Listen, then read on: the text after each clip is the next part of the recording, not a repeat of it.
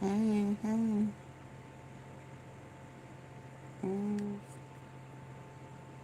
I'm gonna just jump right on We in. got some breaking news. As you all know, there has been speculation circling around Donald Trump's health, and we have now more confirmation than ever that there is something seriously wrong with the president. Real quick, What just was some that? context. Information than ever that there is something What was seriously that? wrong with the president. Real quick, just some context. Before mid-July, speculation about Donald Trump's health was already mounting. No. What was this? That was horrid. There has been speculation circling around Donald Trump's health, and we have now. I know you lying to me. I know you lying to me. Mm-mm. Mm-mm. Who and what? What in the world is this? Right here. I know.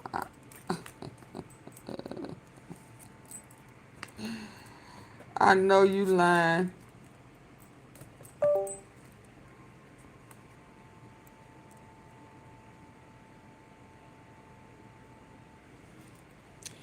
I know you lying. Sometimes I have to wonder. Mm. What is that?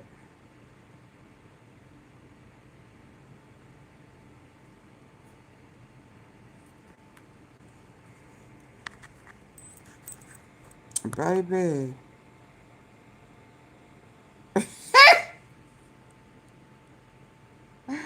No wonder he's so bitter. Is this what he look like? Without his orange makeup and stuff on? You are lying to me. I don't. That is a. Oh my goodness. Lord.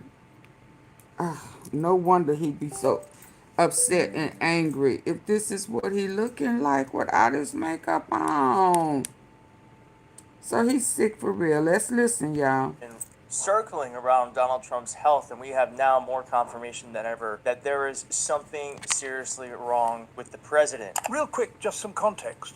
Before mid-July, speculation about Donald Trump's health was already mounting. Photos showed unexplained bruising on his hands and visibly swollen ankles, fueling online rumors. Oh yeah, that Swollen hand ankles, look. fueling. Photos showed unexplained about Donald Trump's health was already mounting. Photos showed unexplained bruising on his hands. Yeah, that hand gesture. Yeah, what is that? That look like some gangrene something going on up in there. Yeah, yeah, yeah, yeah. Something seriously wrong is going on. And it's as if he just bitter and taking it out on the U.S., but not Putin. And them ankles. Oh my goodness. Real quick, just some context. Before mid-July, speculation about Donald Trump's health was already mounting. Photos. Baby. I know when he take them socks off. Oh my God. Oh my, I bet you. Ooh. Showed unexplained bruising on his hands and visibly swollen ankles, fueling online rumors. Speculation was so loud online that on July 17th, the White House released a memo diagnosing chronic venous insufficiency, calling the swelling benign and blaming bruises on aspirin and handshakes. But who would believe that? Trump lies and hires liars. This past week, the True. White House leaned on Ronnie Jackson to affirm Trump's health. He described President Trump as the healthiest president this nation has ever seen. Of course, Jackson was demoted from Rear Admiral in 2022 after an Inspector General report found he drank on duty overprescribed drugs, and created a hostile work environment. He no longer holds a medical license and lacks legal standing to practice medicine. That's who they brought in. At the August 15th summit with Vladimir Putin in Alaska, Trump's swelling ankles were again on display. Footage shows him swaying and struggling to walk Oh, yeah, straight that on the was red horrible. carpet. And in another recent episode, Trump misnamed Michigan Governor Gretchen Whitmer as Christy Whitman, drawing criticism and eyebrow-raising about his cognitive clarity. And, I did a favor for Christy Whitman, Whitmer, a good favor. And over the weekend, as he went days without a public appearance, what? the hashtags like for Christy Whitman, Whitmer, raising about his cognitive clarity. And, I did a favor for Christy Whitman, Whitmer, a good favor. And over the weekend, as he went days without a public appearance, the hashtags like "Where is Trump?" and "Trump is dead" trended. Maga influencers. Can y'all please come in hitting the like button, even if you're in the bushes, then, please? On August 30th, Trump re-emerged, walking from the White House to golf with his grandchildren, Oh, though wow. he never talked to press. That night, he posted over 40 messages on Truth Social to drown out the chatter. Officially, he's said to be healthy, active, and sharp. But between recycled footage, questionable spokespeople, physical inconsistencies, and misfired mental cues, his health remains an open question. And his word alone offers no assurance. That brings us to today. As you can see here, Oh, wow. this photo just got released where Donald Trump looks terrible. Now, what's interesting about this, the fact that Donald Trump is making these public appearances where he looks like his body is literally decaying, is that Donald Trump has a symptom, a disease of can't shut the fuck up. But this man right here has not talked to the press in more than a week. And Donald Trump not talking to the press is the clearest sign to me that there is something. He got the what? Health remains an open question. He got His the word what? alone offers no assurance. That brings us to today. As you can see here, this photo just got released where Donald Trump looks terrible. Now, what's interesting about this, the fact that Donald Trump is making these public appearances where he looks like his body is literally decaying, is that Donald Trump has a symptom, a disease of can't shut the fuck up. But this man right here has not talked to the press in more than a week. And Donald Trump not talking to the press is the clearest sign to me that there is something up. Wrong. Now, he's actually addressed the rumors too, and he's posting photos, pretending like they're today. And we have found the original photos that show that his proof of life evidence that he's trying to provide is not from today. So there's something going on here.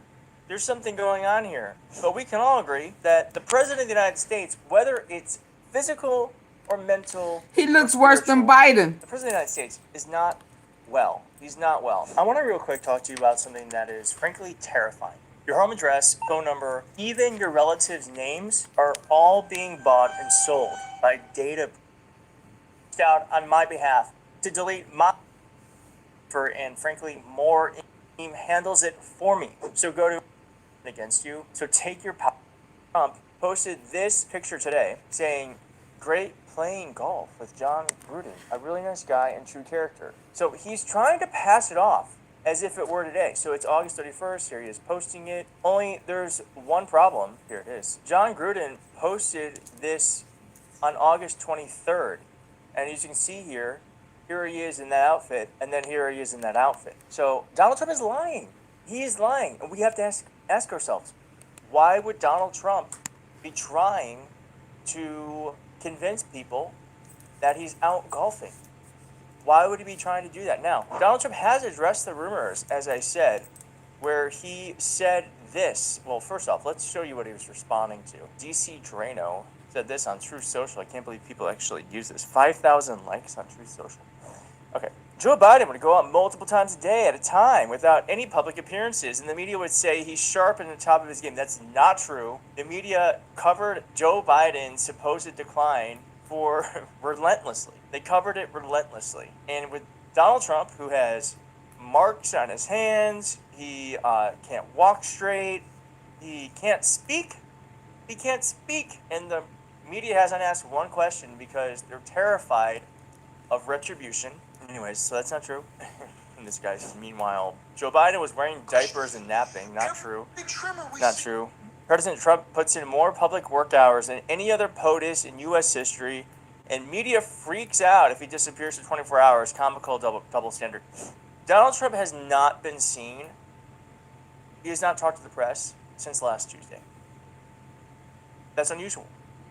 There's pictures of Donald Trump leaving the White House or being seen outside, but he's not talking to the press. That's unusual. Donald Trump always talks to the press. Now, in reply to this, the President of the United States said, "Never felt better in my life. Also, D.C. is crime zone free." President DJT literally could be a Gavin Newsom post because he's learned how to mimic the president perfectly. But never felt better in my life. We all know that's not true. So there's something going on here. There's some sort of cover-up happening. I want to ask you, what do you think is happening? Hi, I'm Mark Elias, a lawyer for the Democrats, and I need your help to join me in standing up against Donald Trump. Look, like you, obviously Donald Trump is alive. I'm not going to say Donald Trump is dead and there's like someone pretending, like he's clearly alive, but what do you think is happening here? Because I'm sick of speculating. I think it's actually appalling that the administration is not telling us what's going on with the president's health. While this is going on, China is realizing that there is work to be done, and they are taking advantage of the situation. Here's that. China hosts a major Eurasian Security Summit. More than 20 leaders are expected at the Shanghai Cooperation Organization's meetings. China's leader, Xi Jinping, is using the summit to present China as a stable alternative to the U.S.-led world order. And this is happening as President Trump's tariffs upend trade negotiations and countries' alliances. One of the high-profile attendees is India's Prime Minister Narendra Modi. It's his first visit to China in 7 years. Now, Russian President Vladimir Putin, also there, is expected to stay for 4 days. He'll be there on Wednesday when China caps off the high-level meetings with an elaborate military parade, and it's intended to show off the country's military might. Yeah, so we have a demented president of the United States who is illegally putting tariffs on other countries, many countries that we have previously been allied with, who are now running to China for stability. So the president is MIA. The decisions he made that are not beneficial to anyone are now actively hurting us. We don't know where the president is, and our enemies are becoming more aligned, and people who were previously allied with us are running to our Away. enemies for safety and security. Yep. That's where we are today in the United States of America. Happy Labor Day, I guess. And I'll see you next time. Please. Oh my goodness. Not good. Not good at all. Hold on. Where are we going next?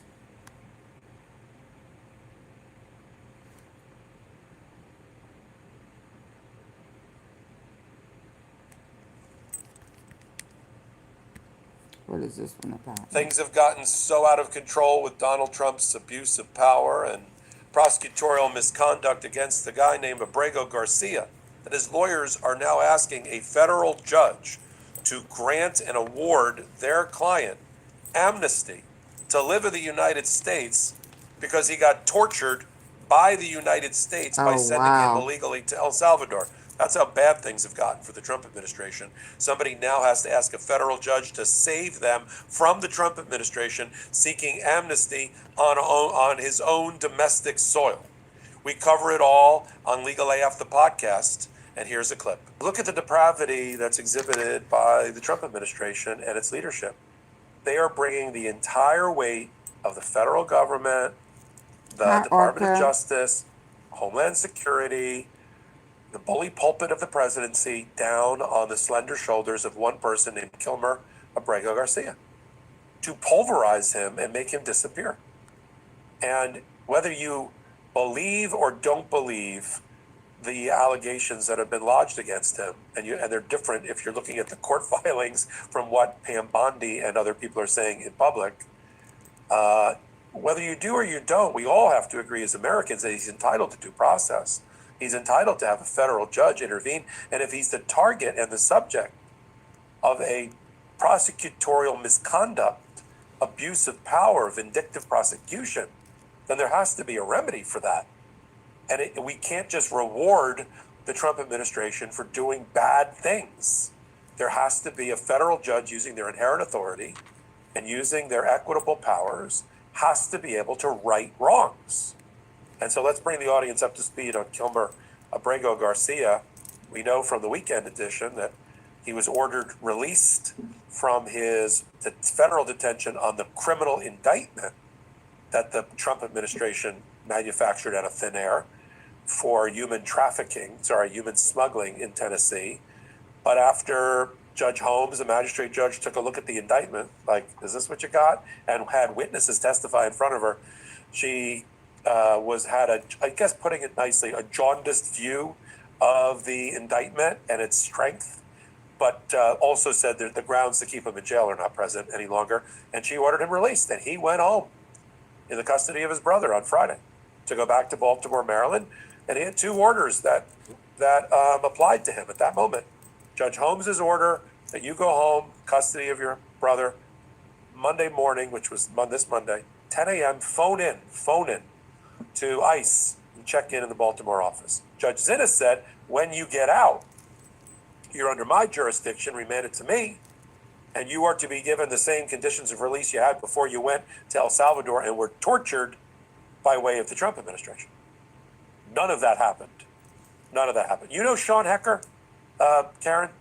I know, yes. Okay. Good, so we'll get to talk, because the original firm for Abrego Garcia is out, talk about that later, which was Quinn Emanuel and others, and Sean Hecker and his partners are in. And boy, are they doing a great job. Why don't you catch the audience up about what happened, about the come in for an interview, won't you?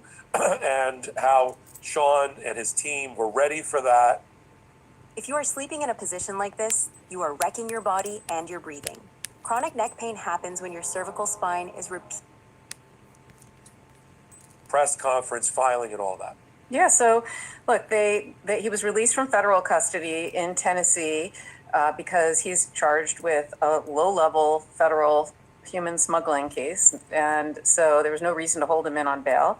And he had to check in with ICE because he has this immigration proceeding going on.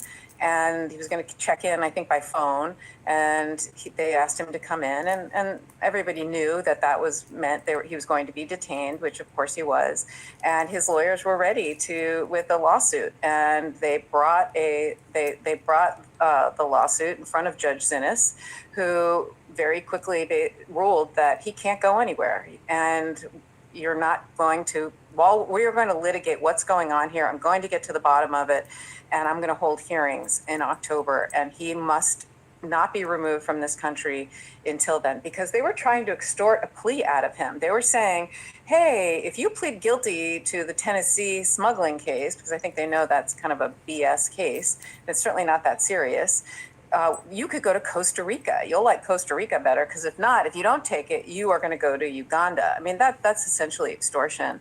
And it's very hard to get a judge to accept a plea like that under those circumstances, because pleas have to be knowing and voluntary. And during a plea allocution, when someone pleads guilty to a case, judges will ask a defendant, is anyone forcing you to do this? Is anyone threatening you to do this? Is anyone coercing you to do this? And he'd have to say yes to all of those. And the judge would not accept that plea. And so it's downright extortive. So they were going to, I think they want to do that to get rid of the case, because I think they know it's a BS case and they don't want to have to try that case, right? You would think they used to say it's easy to indict, a prosecutor could indict a ham sandwich, and it's easy to get an indictment, and it is very easy to get an indictment. But it's much harder to prove a case beyond a reasonable doubt. And the reason I said it used to be is because also going on in Washington, D.C., is they keep trying to indict somebody for, I think it was throwing a sandwich at an ICE officer or FBI agent or somebody.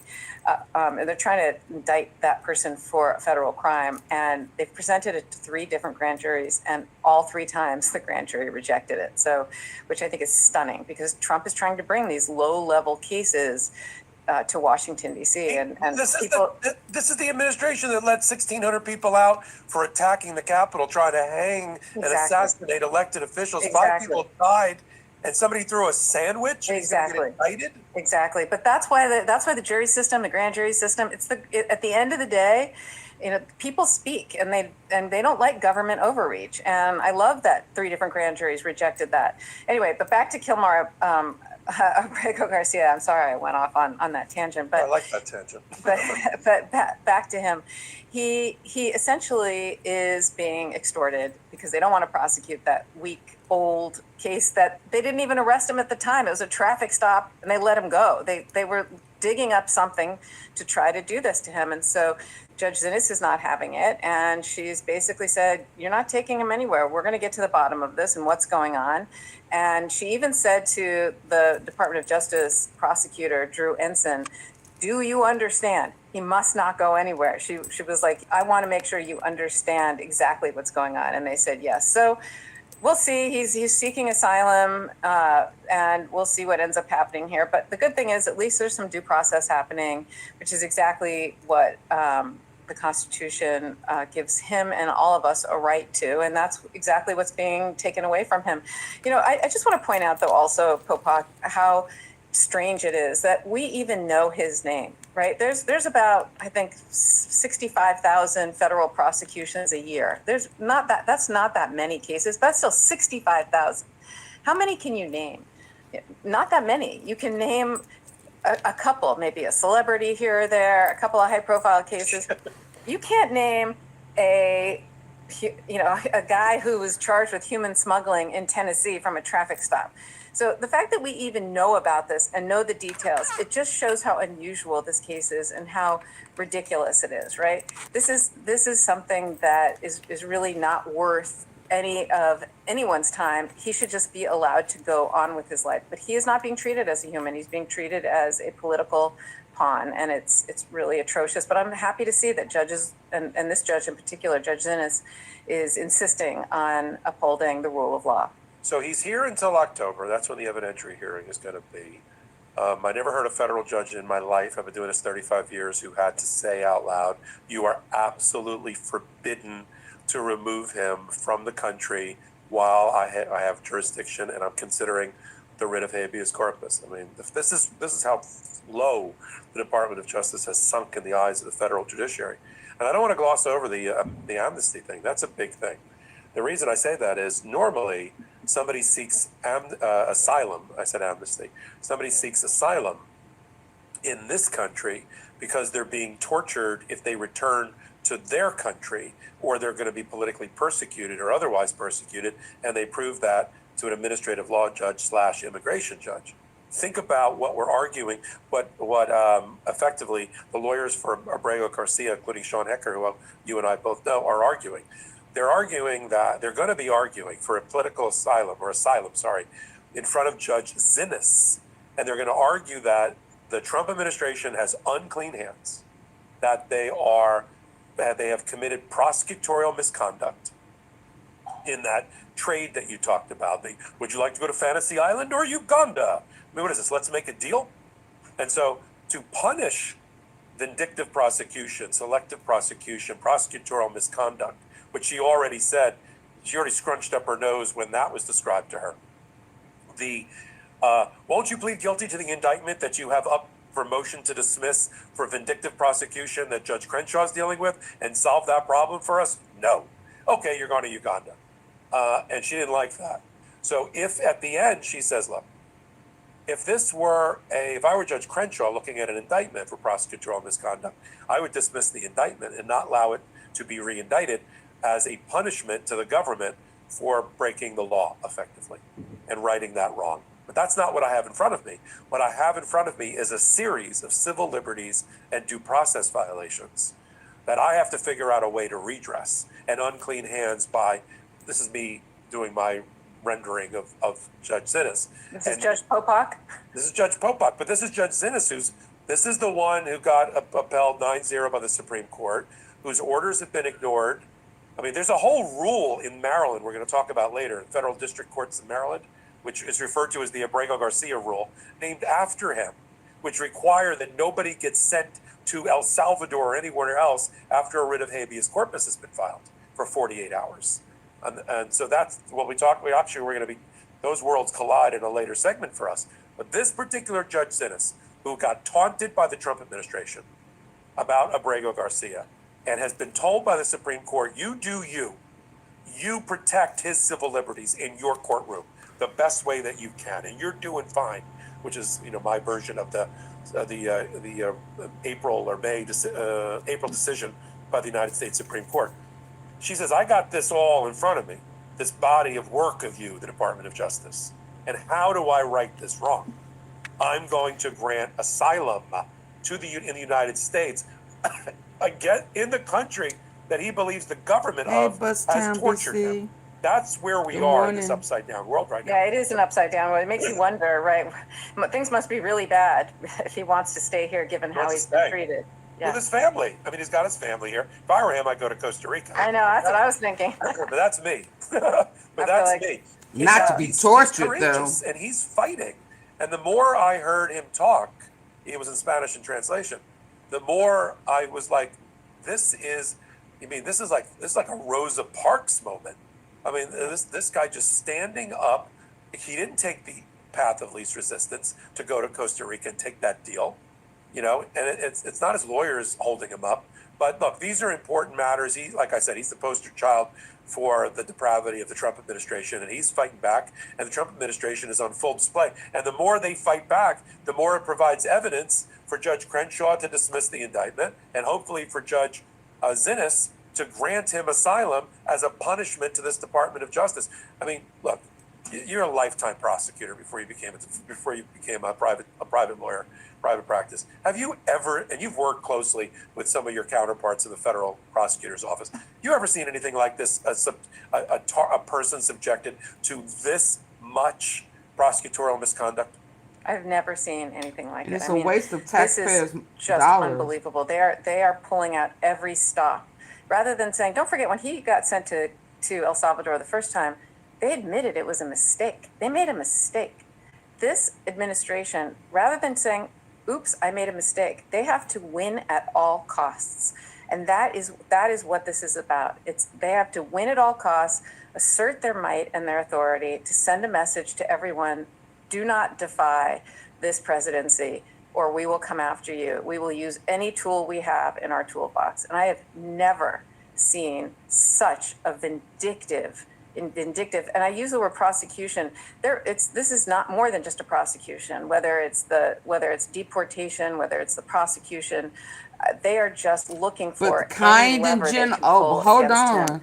So that they can win. Kind and gentle to Ghislaine Maxwell, the Epstein files, not the victims. I mean, handle them with tender, loving care. Predators of children. Where do they do that at? Oh, I wish her well. I wish her well. I would wish anyone well. Really? Oh, wow. Wow. And I've never seen anything like it. And I think that is what could be The federal prosecutor's office. You ever seen anything like this? A person subjected to this much prosecutorial misconduct? I've never seen anything like it. I mean, this is just unbelievable. They are pulling out every stop. Rather than saying, don't forget, when he got sent to El Salvador the first time, they admitted it was a mistake. They made a mistake. This administration, rather than saying, oops, I made a mistake. They have to win at all costs. Because it And really wasn't a that is what this mistake. is about. It They was a have to win mistake. at They all got costs, caught. assert their might and their authority to send a message to everyone, do not defy this presidency or we will come after you. We will use any tool we have in our toolbox. And I have never seen such a vindictive, and I use the word prosecution. This is not more than just a prosecution. Whether it's deportation, whether it's the prosecution, they are just looking for any lever they can pull against him so that they can win. And I've never seen anything like it. And I think that is what could be a basis for dismissal and for granting relief. You know, I was thinking a lot about the Uganda versus Costa Rica extortion, but frankly, prosecutors extort pleas out of defendants every day in this country. Every time you say, Right. I'll offer you a lesser sentence if you want to plead guilty now. If you go to trial, you'll get more, right? And so what do? They take that. Or they say, I will trade you life in prison instead of the death penalty. And that has been ruled to be okay. And that is not considered extortion, that somebody takes life instead of death, right? So I don't know that this Supreme Court is going to view this any differently if it gets to that point. But I think there are plenty of other grounds that the judge can rule that this is selective and vindictive prosecution. And really, I mean, I've just never seen anything like it. We're not talking about someone accused of a serious crime. We're talking about someone who's accused of transporting people voluntarily. Welcome back. We sit at the intersection of law and politics every day, every hour, but certainly twice a week in a podcast we pull together, and we call it Legal AF. It's about an hour-long podcast. We curate the top stories that you need to know at that intersection of law and politics. You can watch it on the Midas Touch Network. You can watch a commercial. Okay, let's see what we got next. Bear with me.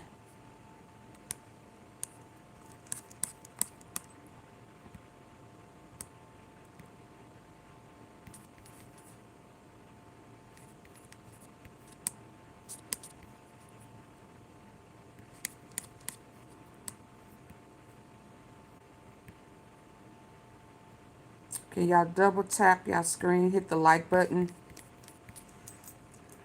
for me, please, or the three dots.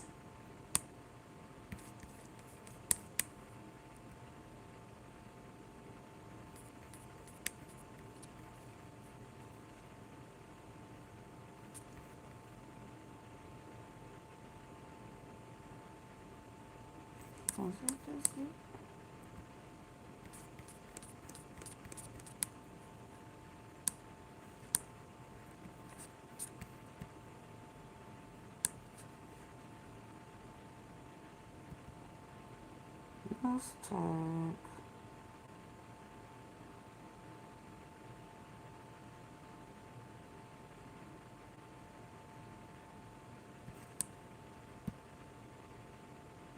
Hey guys, this is U.S. Senator John Ossoff in Georgia.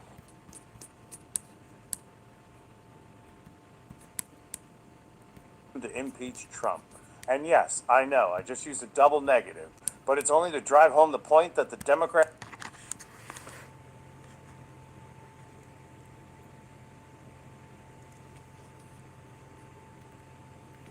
Let's go. doesn't believe it's time to impeach Trump. And yes, I know, I just used a double negative, but it's only to drive home the point that the Democrats need to stop being so gun-shy about impeachment. Trump has crossed the Rubicon long ago. We are under authoritarian rule now, and every day Trump and his gang of thieves dismantle democracy even more, with a little here and a little there. Democrats need to go on the attack now while they still have a chance. And I'm not the only one who thinks it's time for impeachment. Conservative political scientist Norman Ornstein is saying it too. I'm going to show video of Ornstein laying out an impeachment strategy that would work and that Democrats need to get behind. It's easy to see why a conservative would want to start impeachment. There may not be any conservatives left in the House or Senate. They seem to have sold their souls to the MAGA movement. But there are plenty of conservatives like Ornstein who are outside of Congress, and their first political priority is conserving democracy. And like Democrats, they are horrified at how Trump is systematically shredding the Constitution. helped along by a corrupt Supreme Court who show no hesitation of acting extrajudicially to keep Trump in power. Their presidential immunity ruling was so anti-constitution, it caught even cynical law professors off guard with how terribly political it was. They're tossing out nationwide injunctions, which they had no problem with when Biden was president, is equally anti-constitution and creates a legal quagmire for the country and an open door for Trump to act illegally. And as we all know, Trump is acting illegally at every turn. He's illegally occupying cities with federal troops. He is illegally imposing tariffs, as an appeals court just ruled. He is illegally deporting people, which the courts have also ruled against. And as a result, he openly defies the courts with no consequences. And lawlessness is just the tip of the iceberg. Trump operates with obvious cognitive deficiencies that the media deems unworthy of reporting on, despite the fact that they laid ready to pounce on Biden the second he showed signs of hesitation and locution problems, despite consistently displaying lucidity and sharp attention. Toss onto that heat the other obvious signs of physical compromise and decline: the swollen ankles, the bruising on the hands, the inability to walk in a normal stride. The White House is criminally covering up all of Trump's incapacities because they know it leads to one place. Well, hold on, 25th sir. Amendment. Hold on. And this is where The White House is no longer just the White House. It is white and gold. White and gold. It's the white gold house. Okay? It's more than one color. It's white and gold. covering up all of Trump's incapacities because they know it leads to one place, the 25th Amendment. And this is where Democrats in particular are failing to take advantage of Trump's weaknesses. It's clear to everyone that Trump is incapable of doing anything by himself. His regime is responsible for ripping this country to shreds.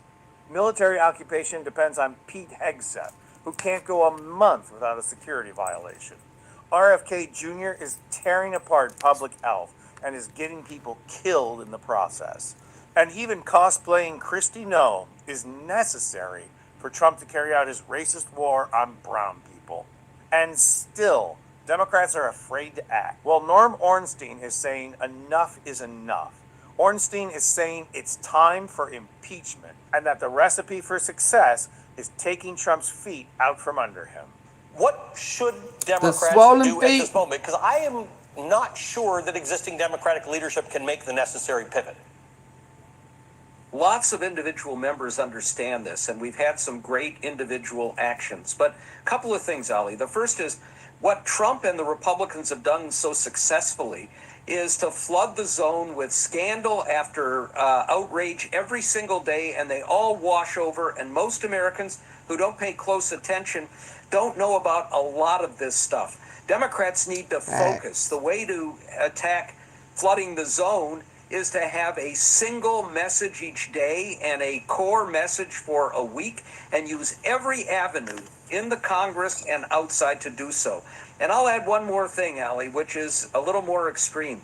I think we need to use impeachment now. It's a dirty word, in part because of what the Republicans did with Mayorkas, the then Secretary of Homeland Security.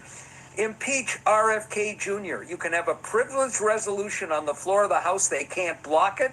It supersedes all other work. You get a debate, and we can talk about, with all the different clauses you could build in, the outrageous things that this monster is doing to damage lives and end up with people being killed. Do the same thing with Tulsi Gabbard. Do the same thing with Kristi Noem. Interestingly, the point that Ornstein didn't make before running out of time is that a step-by-step impeachment process can lead to a stacking of success process that has distinct advantages. First of all, it can swing momentum towards impeaching Trump, whose brand is already deeply damaged. It can taint the waters for upcoming elections, destroying the Republican and MAGA brand. And the corollary to that is that it taints the brand if J.D. Vance manages to push Trump aside and try to take power. Lastly, starting impeachment procedures demonstrates to everyone that the Democratic Party is willing to fight, not just stand behind a program, not just stand behind a podium and express outrage. The time for Chuck Schumer and his angrily written notices is over. Voters are looking for action as proof that politicians are actually going to fight for them. Those who aren't need to step aside and let the warriors throw Trump to the lions. I'm Anthony Vincent Gallo for Occupy Democrats. I dig that. Could we use your house to trial our 24-hour bath?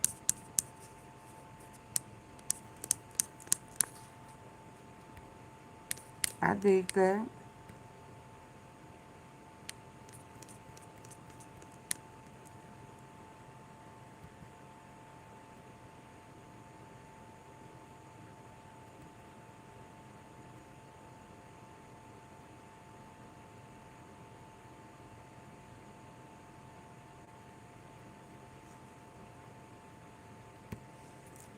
What is this bombshell?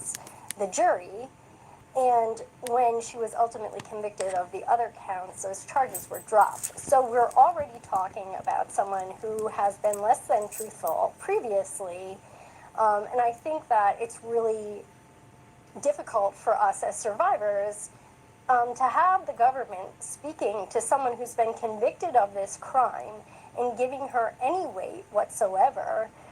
In terms of leniency. I mean, the move to a federal prison camp is really an unprecedented move for someone who's been charged with these crimes. And so I'm just curious why the government is putting so much stock in what Ghislaine Maxwell is saying, but they're not talking to the actual victims of this crime. You speak very interestingly and movingly about sex trafficking and how it's not probably what the average American envisions when they hear that term. Tell us what you mean. So I think that it's interesting to point out that I am a victim of this crime, and I consider myself to be a reasonably intelligent and aware person, but I didn't even realize that I was trafficked until Epstein was arrested in 2019. The way that it was in my mind was that I became involved with this, with these friends, and I had a really horrific experience. But I didn't even realize that I'd been trafficked until Epstein was arrested. And I think that people are just not educated on what sex trafficking is. Explain that. I certainly wasn't. I thought that I knew what it was. And I think that that is also a really big piece of the puzzle that's missing. I don't know if people really understand what they're talking about. Right, you're not like kept in a simplest dungeon, right? You're not kept in a dungeon, you're not chained. No. You're No. manipulated. No. Yes. And so, you know, the perception, I think, in the media is that, you know, it is a man who comes along in a van and scoops up a little girl with blonde hair and blue eyes and takes her somewhere and locks her up and chains her. And it really, sex trafficking does not look like that in the majority of cases at all. You know, sex trafficking needs 3 elements to be present: force, fraud, and coercion in order to compel someone into a commercial sex act. And a commercial sex act is anything of value that is received for a sex act. And I don't think that people understand that. You know, a lot of the young women that I work with, something of value to them could be housing. It could be a cell phone if they don't have a cell phone. It could be anything that is, you know, of financial benefit to the person who's being compelled to do this act. And I think that there's also a misnomer, too, when people hear coercion. They think that there's some kind of choice in that.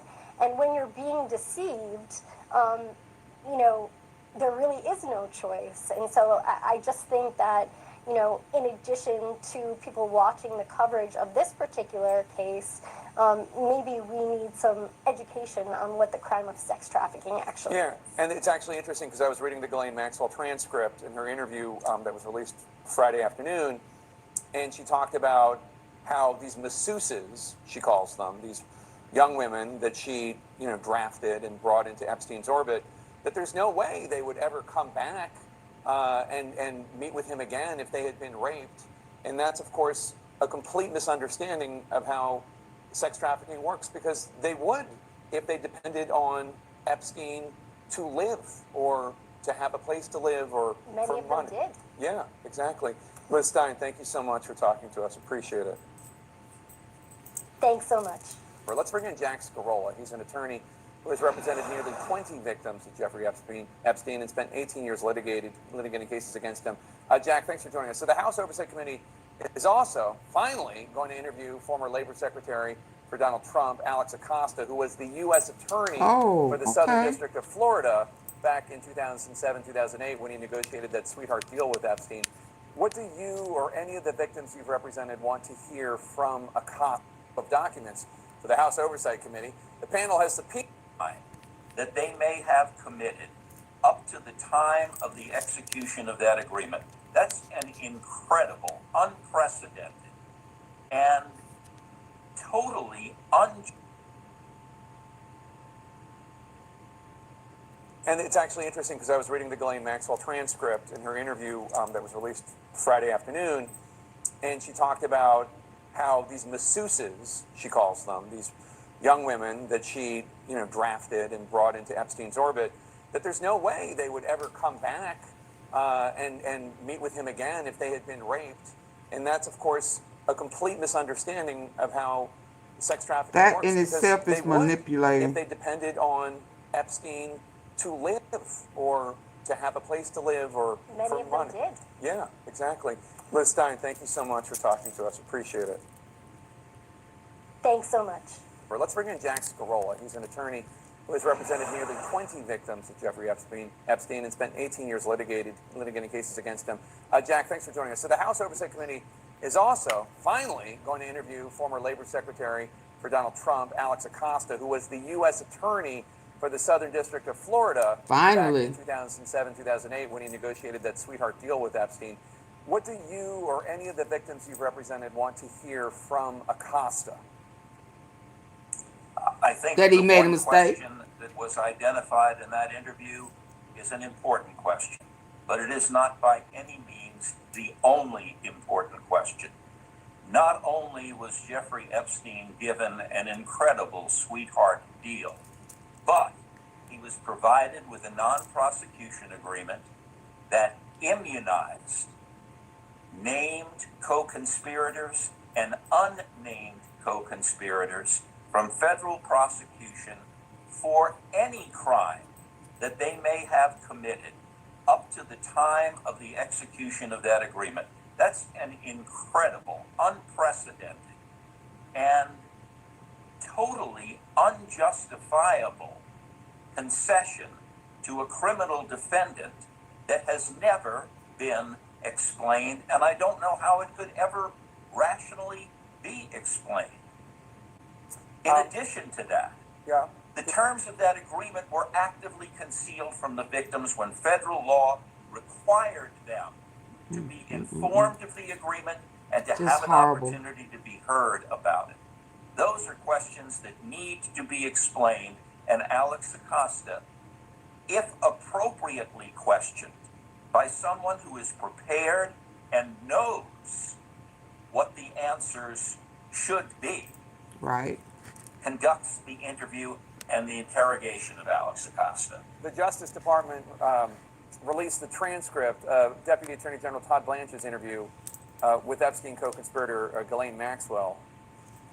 Would you describe Todd Blanche the way that you said you hoped an interviewer would be equipped to interview Alex Acosta that same way? And what were your thoughts after reading through the transcript? I would not describe Todd Blanche that way. I have read every word of 2 days of interviews with Ghislaine Maxwell. Those interviews resembled more a choreographed dance than the interrogation of a convicted child molesting conspirator and an accused perjurer.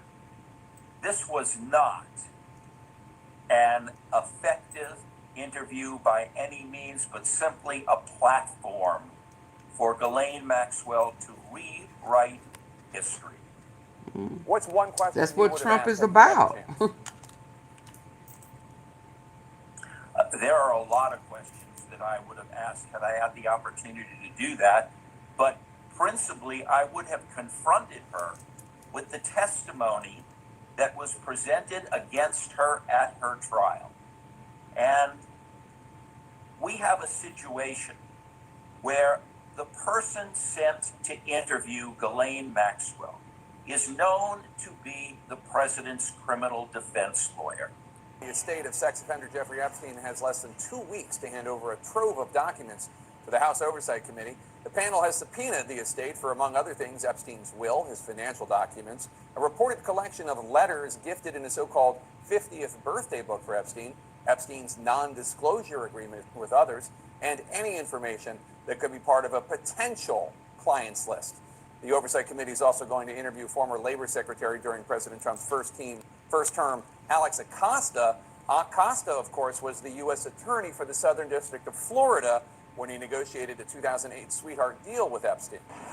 And joining us now is Liz Stein. She is a survivor of Epstein and Maxwell's trafficking ring. She now works as a survivor mentor and policy associate at the Support Center for Child Advocates in Philadelphia. Liz, thank you so much for coming on. I'm really interested to learn what your reaction is to the contents of the Maxwell transcript, the very fact of her being interviewed by the Deputy Attorney General, her prison transfer, and the overall treatment of Maxwell. I think that it's pretty obvious that she's not being truthful in this interview. And I think that something that the public might not be aware of, if you're someone who isn't following this case really closely, is that in her federal indictment, there were perjury charges stemming from a deposition that was held in a civil suit involving Virginia Giuffre. And when it came time for Maxwell's trial, those charges were severed because the prosecutors did not want the testimony from those charges to unduly influence the jury. And when she was ultimately convicted of the other counts, those charges were dropped. So we're already talking about someone who has been less than truthful previously. And I think that it's really difficult for us as survivors to have the government speaking to someone who's been convicted of this crime and giving her any weight whatsoever in terms of leniency. I mean, the move to a federal prison camp is really an unprecedented move for someone who's been charged with these crimes. And so I'm just curious why the government is putting so much stock in what Ghislaine Maxwell is saying, but they're not talking to the actual victims of this crime. You speak very interestingly and movingly about sex trafficking and how it's not probably what the average American envisions when they hear that term. Tell us what you mean. So I think that it's interesting to point out that I am a victim of this crime, and I consider myself to be a reasonably intelligent and aware person. But I didn't even realize that I was trafficked until Epstein was arrested in 2019. The way that it was in my mind was that I became involved with these friends, and I had a really horrific experience. But I didn't even realize that I had been trafficked until Epstein was arrested. And I think that people are just not educated on what sex trafficking is. I certainly wasn't. I thought that I knew what it was. And I think that that is also a really big piece of the puzzle that's missing. I don't know if people really understand what they're talking about. Right, you're not like kept in a dungeon, right? You're not kept in a dungeon, you're not chained. No. You're manipulated. No. Yes. And so, the perception, I think, in the media is that, it is a man who comes along in a van and scoops up a little girl with blonde hair and blue eyes and takes her somewhere and locks her up and chains her. And it really, sex trafficking does not look like that in the majority of cases at all. Sex trafficking needs three elements to be present: force, fraud, and coercion in order to compel someone into a commercial sex act. And a commercial sex act is anything value that is received for a sex act. And I don't think that people understand that. A lot of the young women that I work with, something of value to them could be housing. It could be a cell phone if they don't have a cell phone. It could be anything that is, of financial benefit to the person who's being compelled to do this act. And I think that there's also a misnomer too when people hear coercion. They think that there's some kind of choice in that. And when you're being deceived,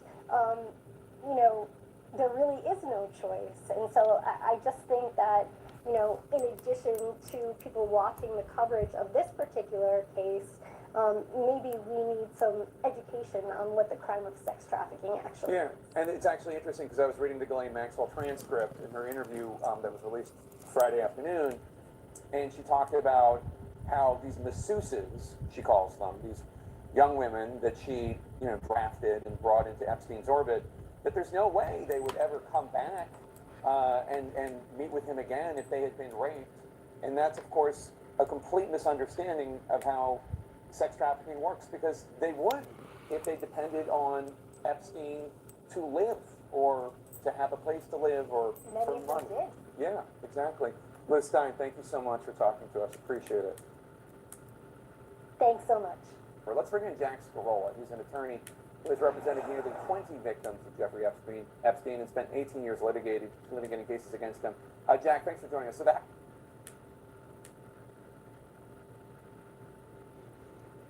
Well, at least they're going to talk to Acosta. Hold on.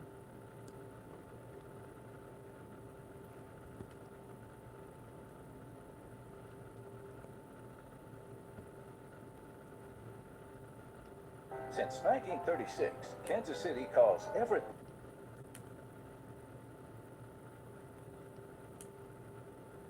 Somehow, we are waiting for a Senate bill, this big, ugly bill, as if it couldn't get any uglier, that would actually Donald Trump in trouble, impeachment call in House, U.S. Congress. Look, we have to ask ourselves in this moment, what role are we playing? Yeah, if we still want to listen. Oh, hey, Joanne. Hey, Sammy. Did we take an oath? Yeah, I need the Constitution of the United States of America or not? Is our loyalty 25 likes, please. to the values of this country and the people that send us here? I hope not super PACs, but people, constituents. Or is it doing whatever Donald Trump tells you to do? This is a critical moment in U.S. history. And I want to highlight, as I wrap up my special order hour, a few people that despite of the darkness, despite of the stoking of fear that you see happening throughout the country, continue to demonstrate who we are and who we should be as a nation. I want to start by recognizing someone who I believe to be a leader in the community, someone who I know stands up in defending our neighbors, someone who recognizes that fear does not create unity and love, it creates division. And as we reflect on what it means to stand up to authoritarianism by defending our neighbors, our neighborhoods, and our culture, I want to recognize a longtime community leader and a public servant, Billy Ocasio. You see, Billy was born and raised in Humboldt Park in Illinois' 3rd Congressional District, and Billy's leadership over several decades has made a significant impact in Chicago, Illinois, and its local Puerto Rican and immigrant communities.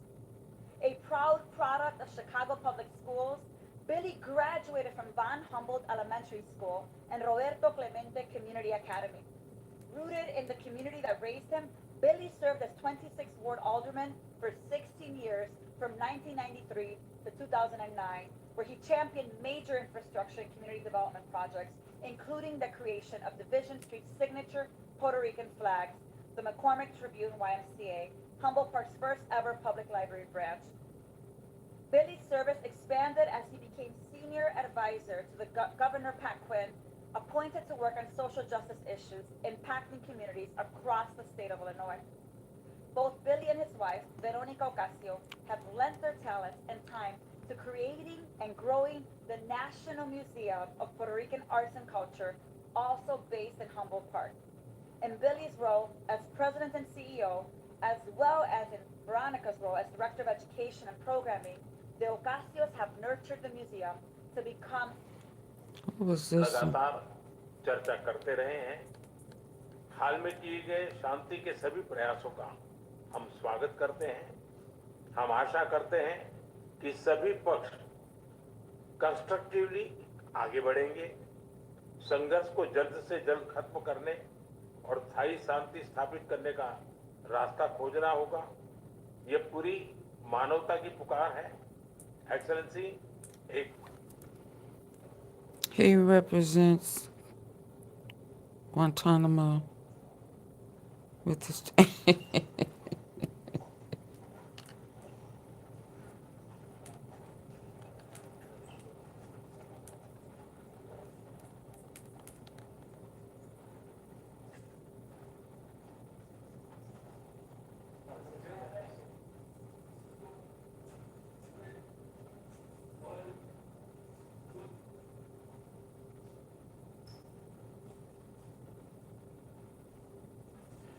Уважаемый господин президент, дорогой друг, очень рад вас видеть. Proposition 50, the Election Rigging Response Act, responding to what just happened in Texas. So it actually gets much worse than the Federal Circuit Court of Appeals ruling on Friday that Donald Trump's so-called reciprocal tariffs against the world were unlawful and thus invalid. You see, on Friday morning, Donald Trump had his cabinet submit letters to that Federal Circuit Court of Appeals saying that it would utterly humiliate Donald Trump and the administration and harm the United States standing in the world if the court ultimately ruled against the Trump regime. And then a few hours later, the Federal Circuit Court of Appeals made that ruling that Donald Trump's invocation of the International Emergency Economic Powers Act, IEPA, to try to institute Absolutely, I agree. was patently unlawful and illegal. So the cause and effect right there was the Trump regime begging, please, you're going to make us look so embarrassed. And then the court right away said, enough is enough. We're issuing our order right before Labor Day. Now, I can't say for certain that the court didn't already have it planned that they were going to make the ruling on Friday, but they seem to have expedited their ruling based on the begging by the Trump regime. So earlier in the day, there was this story out of Bloomberg, but it just talked about the filing by the Trump regime, how Donald Trump's Treasury Secretary, Scott Bessent, and others warned of It's like a massive total zoo. embarrassment It's to just the a, United States it's just if a the clown tariffs show. were ruled Ugh. illegal. Hours later, the tariffs were ruled illegal. And its other cabinet officials got involved as well. Trump cabinet officials told a federal appeals court that ruling President Trump's global tariffs illegal would seriously harm U.S. foreign policy, with Treasury Secretary Scott Bessent warning of dangerous diplomatic embarrassment. The administration on Friday filed statements by Bessent, Commerce Secretary Howard Lutnick, and Secretary of State Marco Rubio in the U.S. Court of Appeals for the Federal Circuit in Washington. They oversee the Court of International Trade, which previously ruled against the Trump regime, but stayed or paused their order pending a ruling by the Federal Circuit Court of Appeals, and they in turn stayed their order pending a ruling by the United States Supreme Court. And it says that the court was expected to decide later today about what Donald Trump's powers were. Bessent, Lutnick, and Rubio's statements were filed in support of a request that any ruling against the administration be immediately put on hold until the Supreme Court issues a final decision. Failing to do so would have devastating and dire consequences, Lutnick said. During July 31st oral arguments before the Federal Circuit, the administration claims of broad tariff power were met with skepticism, suggesting that the judges might side with separate challenges filed by groups of small businesses and a coalition of Democratic-led states. Friday's filing seems to suggest the administration was worried about the outcome that occurred. The cabinet secretary said that a ruling invalidating tariffs would undo months of negotiations with the European Union, Japan, South Korea, and other nations. Besson said the president's ability to quickly impose tariffs had prevented other nations from responding in kind. Suspending the effectiveness of the tariff would expose the United States to the risk of retaliation by other countries based on a perception that the United States lacks the capacity to respond rapidly to retaliation, the Treasury Secretary said. Let me tell you what's really going on here as we dig deeper. Donald Trump has done 0 trade deals so far. You may go, but Ben, what are you talking about? Japan, South Korea, United Kingdom, European Union, to which I say, as a lawyer, He's made personal. but Oh, setting hi. aside my legal degree, as someone who's Hey. exercising common sense. Hey, Precious. Hey, Ability Suppers. I hit the like button and matched it for AunTeaFee. Okay, there you go. She said match it. Who's next with a $5 super sticker? Shout out to you, Precious. Thank you. I took a nap and couldn't sleep. I'm up. From that $550 billion that's invested, and Japan only gets 10% when Japan's entire GDP is $4 billion. I'd really like to see that document. How are you doing? Wait, we don't get to see that document? Oh, wait, you mean to tell me Japan canceled their trip to the United States this past week? Let me hear Their this. trade negotiator, Akazawa, said, let me tell you what's really going on here as we dig deeper. Donald Trump has done 0 trade deals so far. And you may go, but Ben, what are you talking about? Japan, South Korea, United Kingdom, European Union, to which I say, as a lawyer, but setting aside my legal degree, as someone who should be exercising common sense, all right, if there was a deal, show me the paperwork. Where's the deal? I'd like to read it.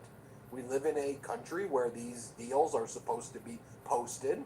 All prior trade deals are posted. Show it to me. I'd like to see where Japan has agreed that they will give the United States $550 billion as a signing bonus, as Donald Trump says, and then the United States gets to keep 90% of the profits from that $550 billion that's invested, and Japan only gets 10% when Japan's entire GDP is $4 billion. I'd really like to see that document. Oh, wait, we don't get to see that document? Oh, wait, you mean to tell me Japan canceled their trip to the United States this past week? Their trade negotiator, Akazawa, said, I'm not going to be in the United States because we don't I need like 20 likes, y'all. 20 likes.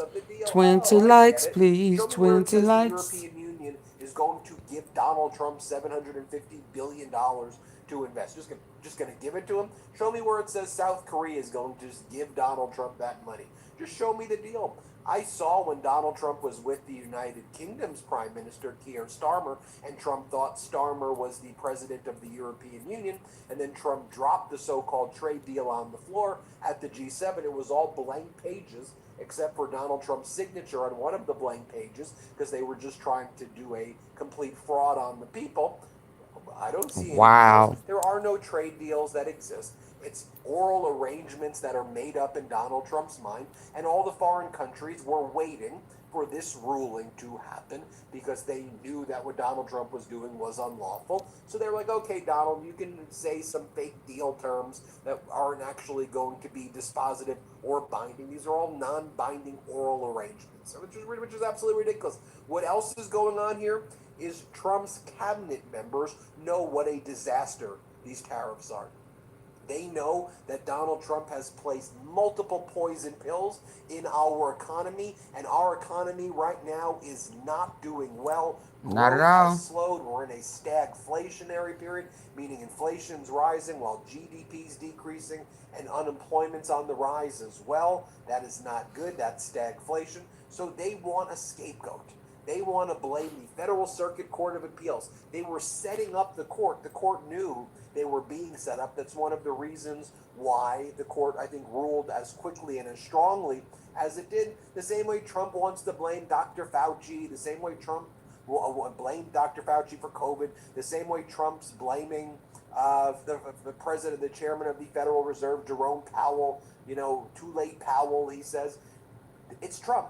Okay, this is what he does. He scapegoats. But I'd like to see the American who goes, you know what? I'm super pissed at the Federal Circuit Court of Appeals. They're the reason why the economy is doing bad. No, it's because Trump. It's because this disastrous trade war against the world is on Trump. The same way that the blood is on Donald Trump's hand across the world right now for all the wars that he claimed he was going to stop, but he didn't, in Gaza, in Ukraine. Donald, going through this article again, it talks about how Trump's tariffs were ruled illegal first by the Court of International Trade in May, which found that Donald Trump didn't have the authority.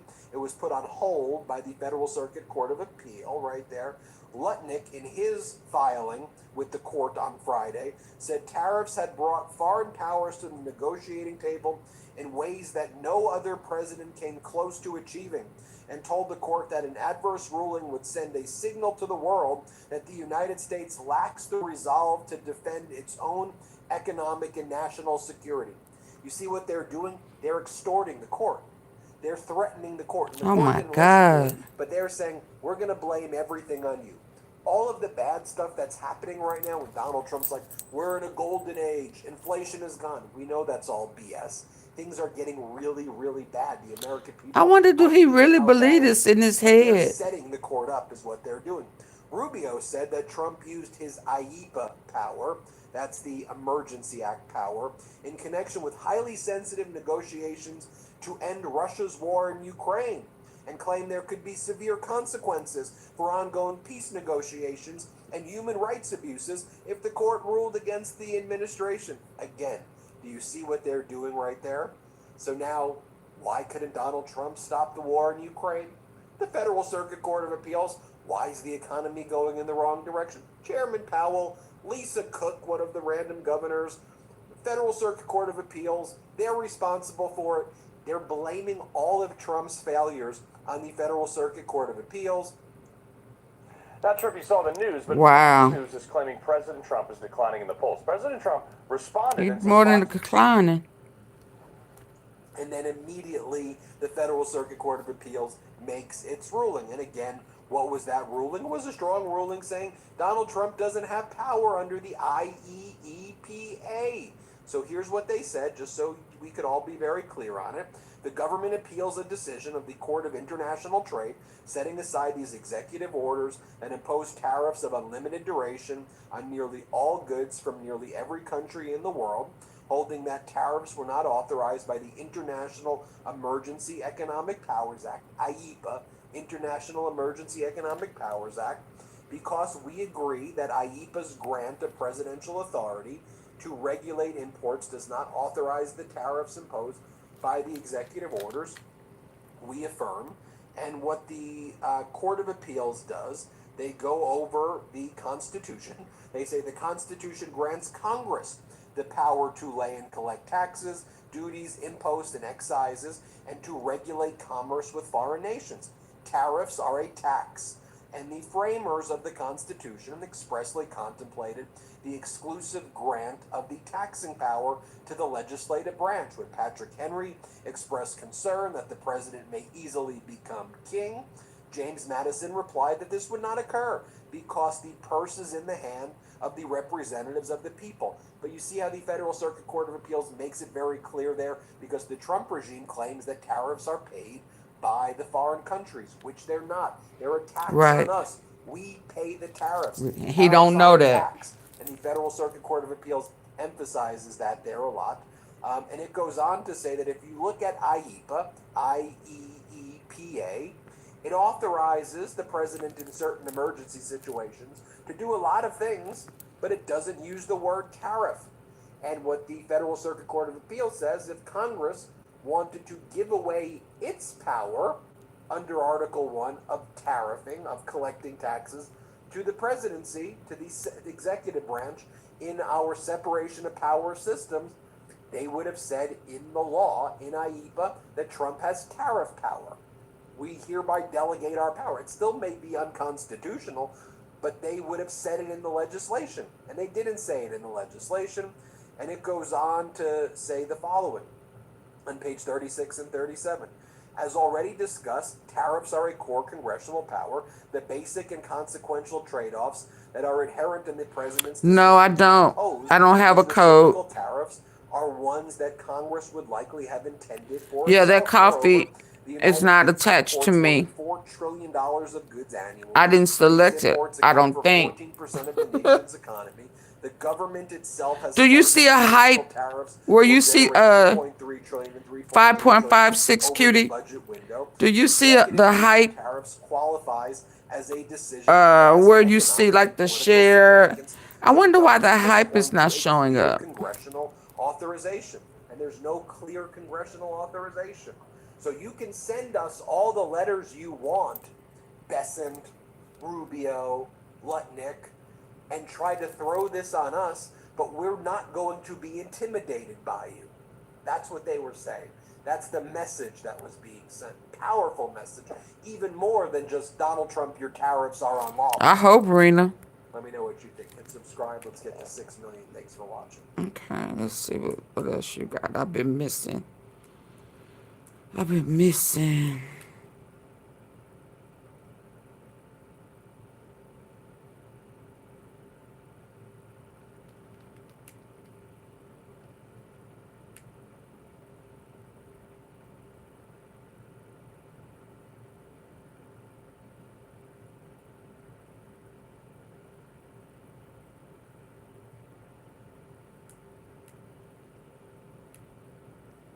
Oh, you mean he halt? He is very corrupt. Had this card, I never touched the engine. Very This is corrupt. exactly what it looked like beforehand, and this is what I used to clean it. U.S. President Donald Trump says a 50% copper tariff is coming August 1st, and Canadian copper. President Donald Trump announced a new tariff. This time, the target is copper. All imports will be charged a 50% duty starting August 1st. We're going to be putting a very large tariff on chips and semiconductors.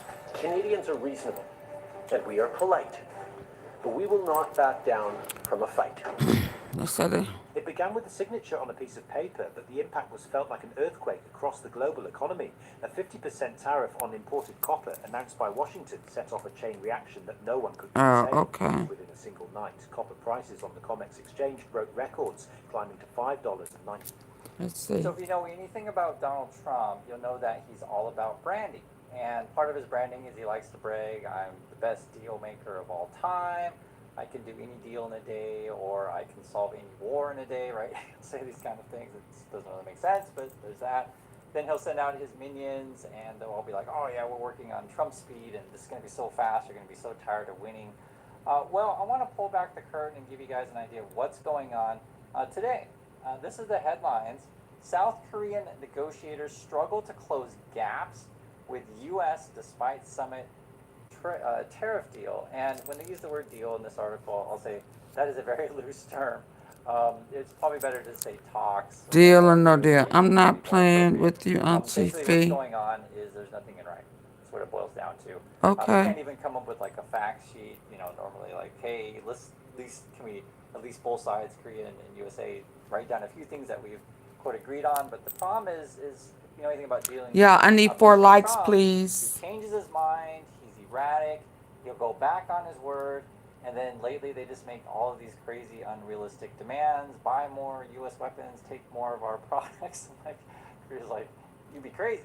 On top of that, it's not just Korea. Japan is So we just a joke. This is The U.S.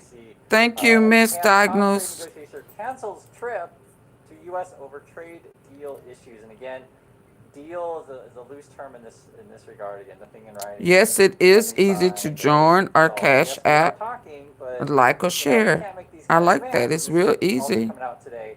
Trump demanded for Japan to buy more U.S. rice, snake trade talks. And just let that sink in, right? Trump's trying to go to Japan and say, hey, you know, our rice makers in USA, that they're really struggling, and you should just take American rice. Why would you want to buy Japanese rice, right? I know you're in Japan, but I mean, you really want to buy American rice, don't you? He is, oh my God. Or it's like going to Japan and say, hey, Ugh. I know you make, you know, Toyota and Honda and Mazda and Nissan, although Nissan's struggling, right? I'll give you that. But instead of those cars in Japan, why don't you buy our Fords and Chevys? Because, I mean, Fords and Chevys are awesome. Who wants to buy Toyota or Honda in Japan? That's the kind of nonsense that we're talking about. If you want to try that in Korea, right? Hey, I know you guys. He sounds like he is so delusional, for real. And I just say, guys, good luck with that. This is, why Trump is this absolutely awful at this stuff. Plus, the people working with Trump have no idea the countries that they're dealing with, and they're trying to do this all at the same time. It's insane. And then this has been our local news, right? Trump administration. His last office. Hold on. The game plan that the Trump people are trying to do is they're trying to, His kids ran it. See. His friends was really, he relied on them. And these people that he have, all they're good at is lying and deflecting. And they really don't know. And he don't know. He's expecting for them to know.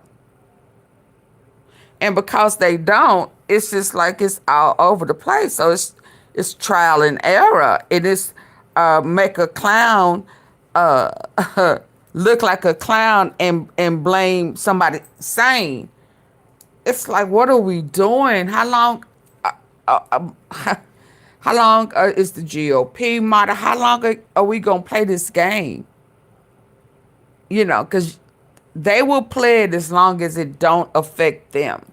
Once it start affecting them or their loved ones, then then they will come to a whole complete halt. But not until then, and it's sad. It's sad because they should be able to see that this. Oh, thank you for the membership. Sammy, thank you.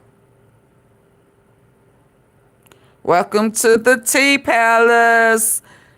I like seeing that star by your name. Thank you. I greatly appreciate it. Thundercat Roar. You should have 4 likes. Yeah, I got them. I sure did get them. Thank you. Thank you, thank you, thank you. Yeah, so this is crazy. I mean, I don't think in all my life we've ever looked this bad. He has no idea what he's doing. And his kids saved him, made it appear like they had enough common sense or some sense. But these clowns they have now, it's just, I don't want to use the word slow, but it is crazy. And how dare you not protect the citizens? It's a new day, which means it's a new corruption scandal coming out of Trump and his appointees. And you want to protect the predator. You said all of that. Department of Justice. I mean, we have known all along that Trump and Doge and Elon Musk and all the rest of them talk about rooting out fraud actually meant cutting benefits for people who need it. Right, and lining their pockets. The Department of Justice whole point is to go after fraudsters. But it appears that if you are represented by Attorney General Pam Bondi's brother, Brad Bondi, you may get a get-out-of-free-jail card. Oh, Lord. With the Midas Touch Network, let's break this down. So reporting is I wonder, do they know how many people? I wonder, does this cabinet realize, did they do diligence? I can't even say it. Due diligence of how many people from the last cabinet that went to prison. Have they did any research? Breaking all these laws and doing all this illegal stuff. It caught up with them. Just today, Giuliani was in a bad accident. Didn't he go to jail? Or he got disbarred? Yeah. But, yeah, they've done no research. Yeah. And there's nothing he can do about if they get disbarred. What do you mean? What? Orca Capital? Don't start. I'm about to shut it down. So Dismissed or withdrawn by the Department of Justice for no apparent reason, meaning nothing that really seemed valid based on the case, but for perhaps the fact that. So reporting is showing that 2 clients of Brad Bondi have had their charges either dismissed or withdrawn by the Department of Justice for no apparent reason, meaning nothing that really seemed valid based on the case, but for perhaps the fact that their attorney is related to the Attorney General, Pam Bondi. And a third person who is represented by Brad Bondi was actually pardoned by Trump. So let's get into this, and then we can delve into what this means for her as a lawyer, considering we have such things as professional code of ethics. But one of the people whose charges that were withdrawn was the real estate developer Sid Shakarvati. He had wire fraud charges against him in Missouri, and the Trump-appointed U.S. Attorney for the Eastern District of Missouri, Thomas Albus, filed papers asking the judge to dismiss the indictment. Now, he was charged under the Biden administration in 2024 for lying about hiring minority staff in order to obtain tax deals, which means he was cheating the federal government. He was getting money, tax benefits that he didn't deserve. He was essentially committing fraud against the government. This person had the U.S. Attorney for the Eastern District go as far as ask a judge to dismiss that indictment. Let me tell you, this is not something most people get. This is not a benefit most people get. So you can conclude whether or not it was because of his attorney. Basically, what he tried to argue in court, the district attorney who asked for that dismissal, was that because the defendants have quote, they don't like to pay their lawsuits when they lose, but they want to collect when they win. So essentially, because he paid back the taxes that he stole from the government, he didn't have any other consequence. That is pretty much the most sweetheart deal anybody could ever ask for. To give back what you stole with zero other consequence is the easiest consequence to have. And it's pretty much the consequence nobody ever gets, because there is no deterrent. If all you had to do was pay that back, there's no deterrent, and pretty much anybody would do it. But what then you shouldn't have been stealing. Is that he was guilty, because if they didn't have the facts and evidence that he stole the money, he wouldn't have to pay back the money. So by asking for this dismissal, they aren't saying we found new evidence that in fact he didn't do what he did, we wrongly prosecuted him, but only that the punishment should be something as easy as paying the government back. But that's just one example. There is the other example down in Florida, which, as we know, Attorney General Pam Bondi used to be the Attorney General of Florida. And let's not forget, when she was the Attorney General of Florida, do you have a history with?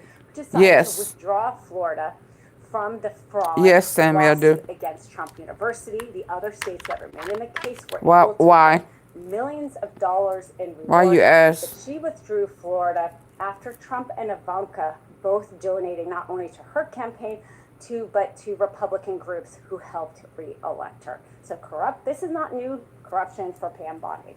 Either way, so she's been a tea-sipper for years. Florida dropped charges against Brad Bondi's other client. This one is Carolina Amnesty. She was also accused by the Biden Justice Department for of stealing from the government property related to COVID relief fraud. And if she was found guilty, she would face 20 years in prison. But mysteriously, again, they dropped her charges. Are you asking? You asking? Okay, you asking her. Two clients get their charges dropped by Pam Bondi's DOJ, and then Trump also pardoned somebody called. Let me go back and listen. Millions of dollars in reward, but she withdrew Florida after Trump and Ivanka both donating not only to her campaign, but to Republican groups who helped re-elect her. So this is not new corruption for Pam Bondi. Either way, so this is the person in Florida. Florida dropped charges against Brad Bondi's other client. This one is Carolina Amnesty. She was also accused by the Biden Justice Department for 2 counts of stealing from the government property related to COVID relief fraud. And if she was found guilty, she would face 20 years in prison. But mysteriously, again, they dropped her charges. This was within a month. Brad Bondi had 2 clients get their charges dropped by Pam Bondi's DOJ. And then Trump also pardoned somebody called Trevor Milton, who was, again, Brad Bondi's client. He was sentenced to 4 years in prison for lying about his electric vehicle technology. Again, lying, fraud. These are the kind of people that I thought Elon Musk and Trump were trying to root out, people stealing from the government. Well, not so much if you are somebody who's friends with Trump or Pam Bondi. Either way, Trump gave him a pardon back in March. So this apparent corruption, this apparent conflict of interest is a problem, of course, not just for the Department of Justice, the career attorneys that work at the Department of Justice and are trying to still do good work. And it's time for her to be impeached. Doing things like dismissing and withdrawing charges from people who have. I mean, like real quick, fast, and hurry. Seem valid. How hard that is for them to still do their jobs, but also for Pam Bondi herself. We have a thing called a conflict of interest, and you cannot have a conflict of interest. She is representing the United States government as the lead lawyer. And it doesn't seem as if she has put anything in place to secure the fact that these prosecutors are not dismissing cases related to her brother in a way because they are afraid of any kind of wrath or loyalty pledge that Pam Bondi may seek against them. Because as we know, Trump and his cohorts are very punitive. She doesn't seem to have put anything in place to make it very clear that anything involving her brother, there shouldn't be any decision that she cannot affect the decision, or people could not be influenced by wanting to curry her favor. That is the minimum she should do as Attorney General, but also for her as a lawyer and for her as a member of the bar.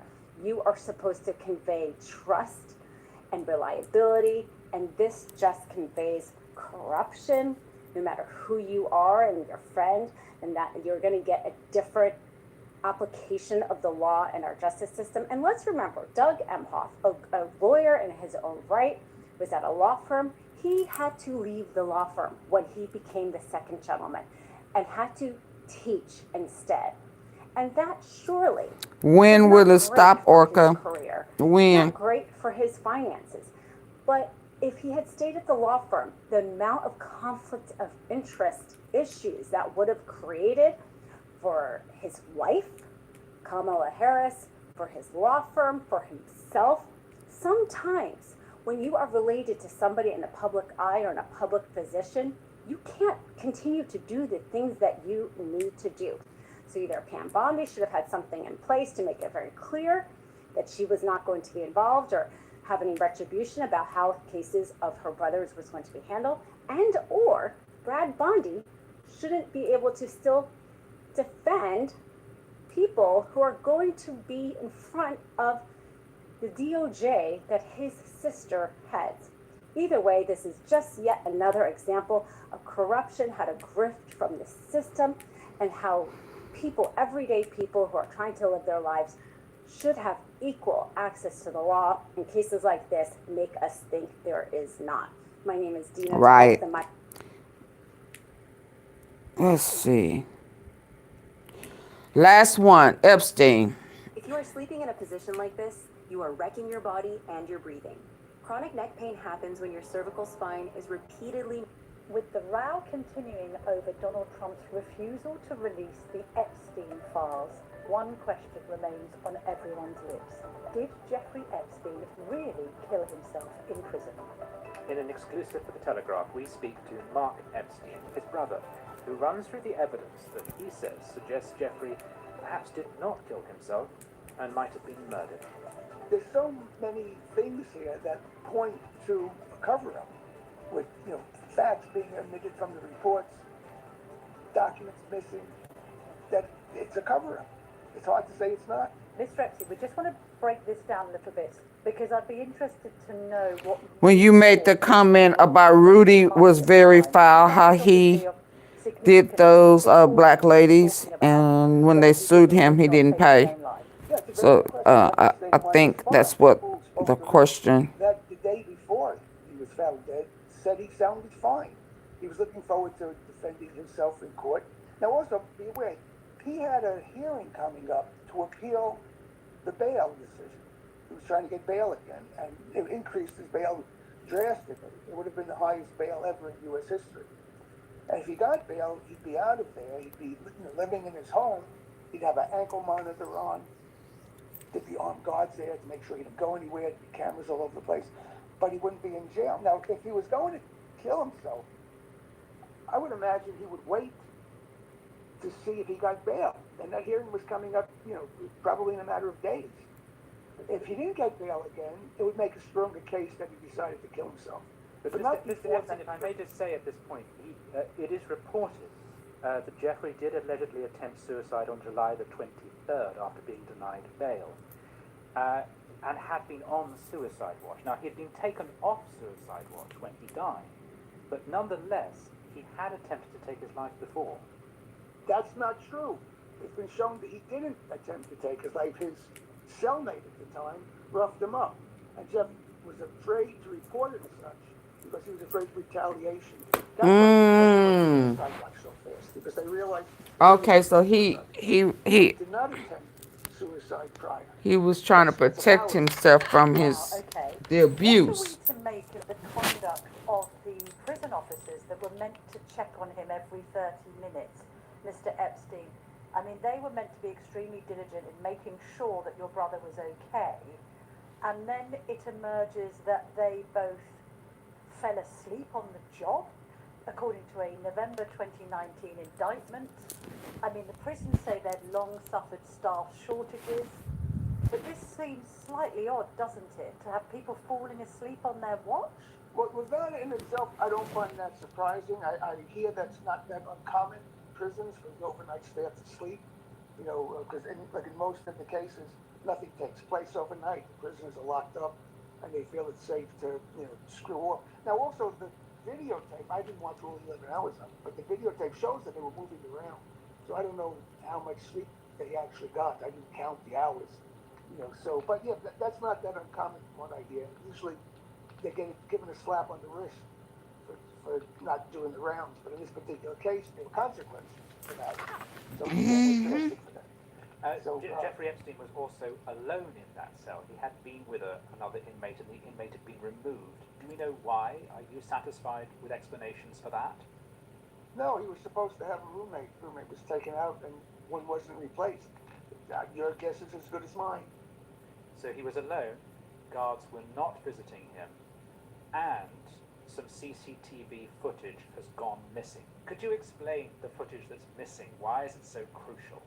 Well, because it might show something that we need to see. I don't know why it's missing. I don't know who was in charge of it. I'm not in the prison. But yeah, it's another, another part of the puzzle. Yeah, I don't understand. Intentionally are being held back. There's a lot going on with this. The PCR report, which is the pre-hospital care report, that's filled out on every call from the fire department. And they trying to get I've been able to get that until now. It's 6 years later. Maxwell, wherever he's at, they're trying to get her there on the call. Every call they make, it's just a routine form. It tells about the history of the call, what they found. Because he's still making millions of dollars. Documenting the determination that they make. And he filed taxes. So they try to get a copy of it. And He got a they tax could not refund. find it in the fire department computer systems. It was the clerks in the office themselves couldn't understand why they couldn't find this report. It had been hidden. It was not where it should be in the computer files. There's no reason for that report not to be in their computer files. Every other call they make is in their computer files. So why was this taken out? Why was this hidden? You know, it's just another one of the cover-up mysteries.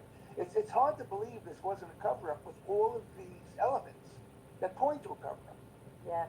You know, it's what the lawyers use in court. They say, you know, if you walk outside of your house and the streets are wet, and the cars are wet, and there's water dripping from the trees, you know, it may not be raining now, but you know it rained. You didn't have to see it raining. There's proof you know it rained. There's so many things here that point to a cover-up, with, you know, facts being omitted from the reports, documents missing, that it's a cover-up. It's hard to say it's not. Just going and back. then you got to wonder, like, who Yeah, it's a who cover-up. has the ability to pull something like this off? Why was Bill Barr, the Attorney General, making that ridiculous statement that because nobody went in or out, it was a suicide? No, like I pointed out before, there were other people on the tier that could have hurt somebody on the tier. And two, the recent release of the videotape that Bill Barr was referring to does not prove that nobody went in or out, because you do not see the tier door, and it's been shown that you could get to the tier door and leave from the tier door without being caught by that camera. So the two reasons that he gave for coming up with the suicide determination are bullshit. When the FBI released that surveillance footage, obviously, Mr. Epstein, you watched as much of it as you could bear to watch. There is that suspicious 1 minute gap.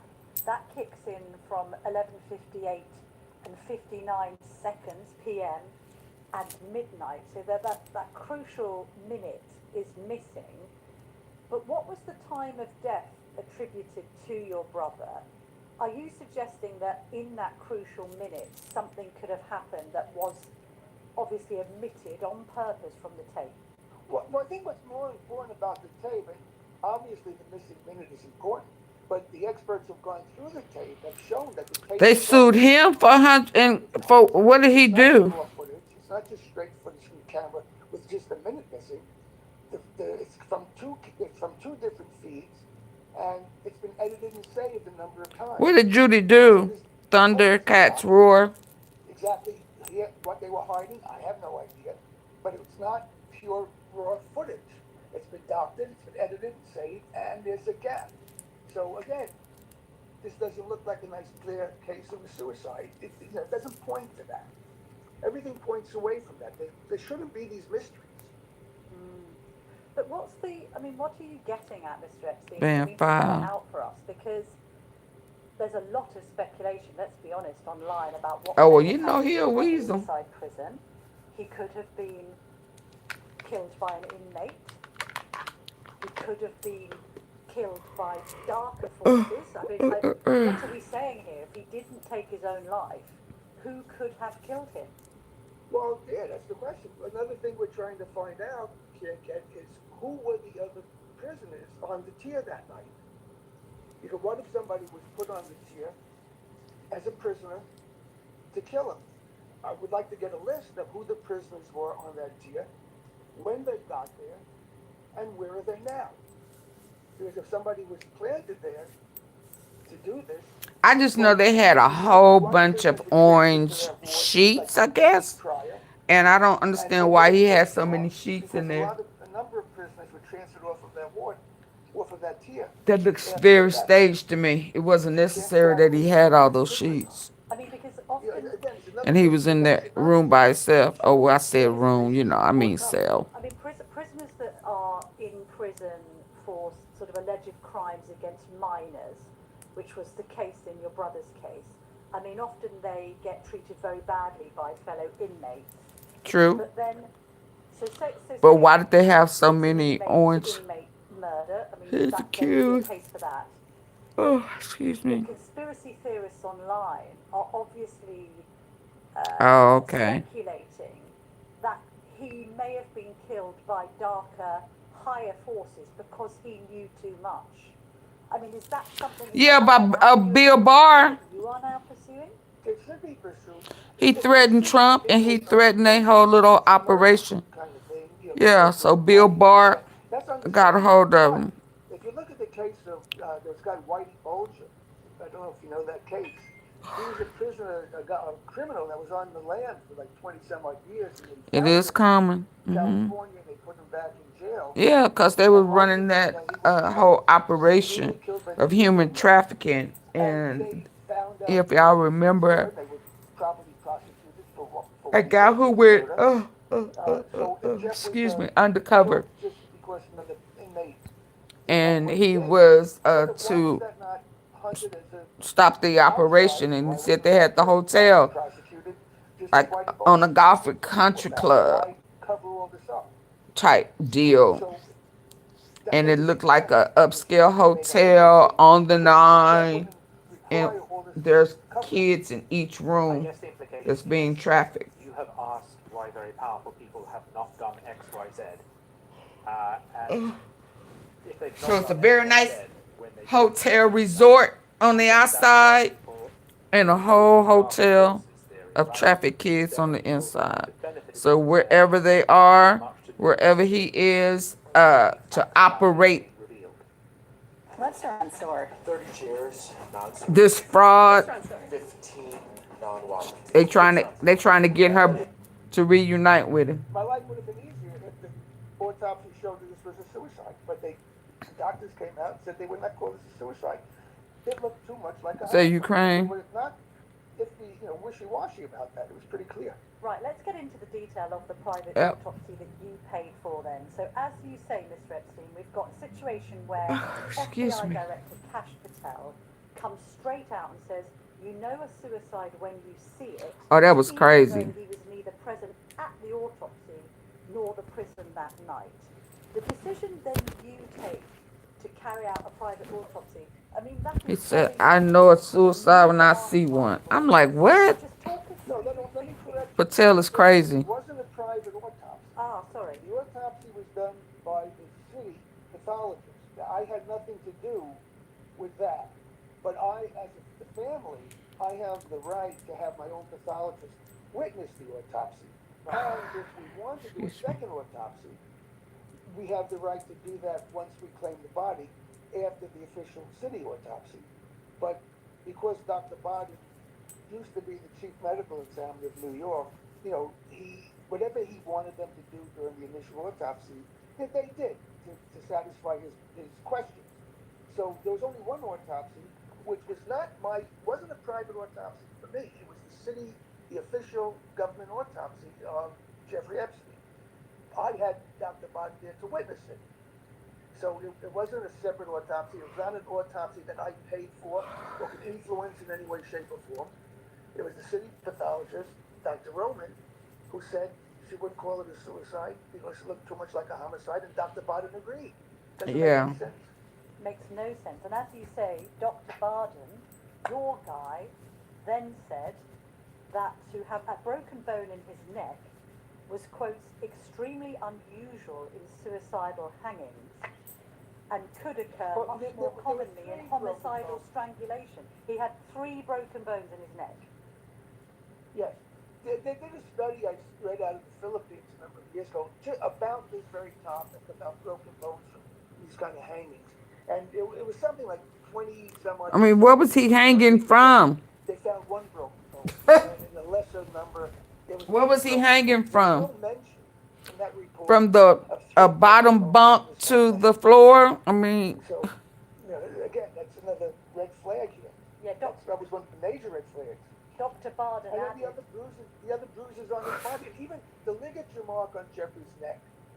There was a groove in his neck from whatever was used around his neck. The fact that the groove stayed in his neck, you asked about time of death. That showed that he was dead for at least 2 hours before he was found. Okay, because if you strangle somebody with a cord or something and you just let it go, you let him lie there, the neck will flatten out. The skin will flatten out because the skin in muscles are still supple. You have internal cell pressure. You may get an abrasion, a mark on the neck, but a groove won't stay in the neck. The rope has to be on your neck for at least a couple of hours for that groove to stay in your neck when the rope is removed. So Jeffrey had a groove in his neck. So we know he was dead for at least 2 hours, but could have been dead a lot longer. We think he was dead for longer because the autopsy showed that he was also relatively clean shaven. Now, in the prison, they bathe and shave on Monday, Wednesday, Friday afternoons. So assuming he shaved Friday afternoon, if he was alive until 4 in the morning, because he was found at 6 something, and if he was only dead for 2 hours, that means he died about 4 something, he would have had more of a stubble on his face from a beard, because your beard stops growing when you die. So the fact that he really didn't have much of a stubble at all means he was probably dead for longer than 2 hours. But there's no way to determine it exactly. Also because they moved his body when they found him. He was clearly dead. Like I said, he was dead for at least 2 hours before he was found. But they took him from the cell to the prison infirmary, which they weren't supposed to do. When you find that body, you're supposed to leave it until the medical examiner comes and they can investigate. But by moving his body, the crime scene was disturbed, so they couldn't find out a lot of things that they would normally look to find out. You know, it's another anomaly here. Why was the body moved? When the fire department EMT guys got there from the 911 call, Jeff was already in the prison infirmary. I only found that out a couple of years ago. I had assumed they went to the cell, but he had already been taken out of the cell. Also, I'd like to find out who was working in the prison, who directed the people there to move the dead body from the cell to the infirmary. Who was running the show there? I mean, I was also told it was a handheld video camera. Somebody had a handheld video camera in the prison infirmary and in the hospital where they took his body. And where's the videotape from that camera? Can't find that. Another thing, I have a photograph of him from the medical examiner's office. Yeah, why move the body? He's laying on a gurney. You know, he's dead, but he's wearing a hospital gown with a thread that ties in the back. Oh. So who decided to dress a dead body in a hospital gown? That's not, nobody's ever heard of that. When a dead body is either in a body bag or covered by a sheet. So who decided to dress this dead body in a hospital gown? Were they trying to make it look like he was still alive or salvageable? You know, just another one of these questions. When did he go to the hospital? I mean, I think you're asking some really good questions that do deserve answers. I suppose the alternative narrative, if one was to be devil's advocate, you know, often in the face of claims of cover-up and conspiracy, actually, as we say in Britain, it's cock-up. You know, the prison's badly run, it's understaffed, people are taking it upon themselves to do stupid things, which in retrospect are damaging the crime scene, a potential crime scene, damaging the evidence and all the rest of it. But it's just a series of just hapless mistakes.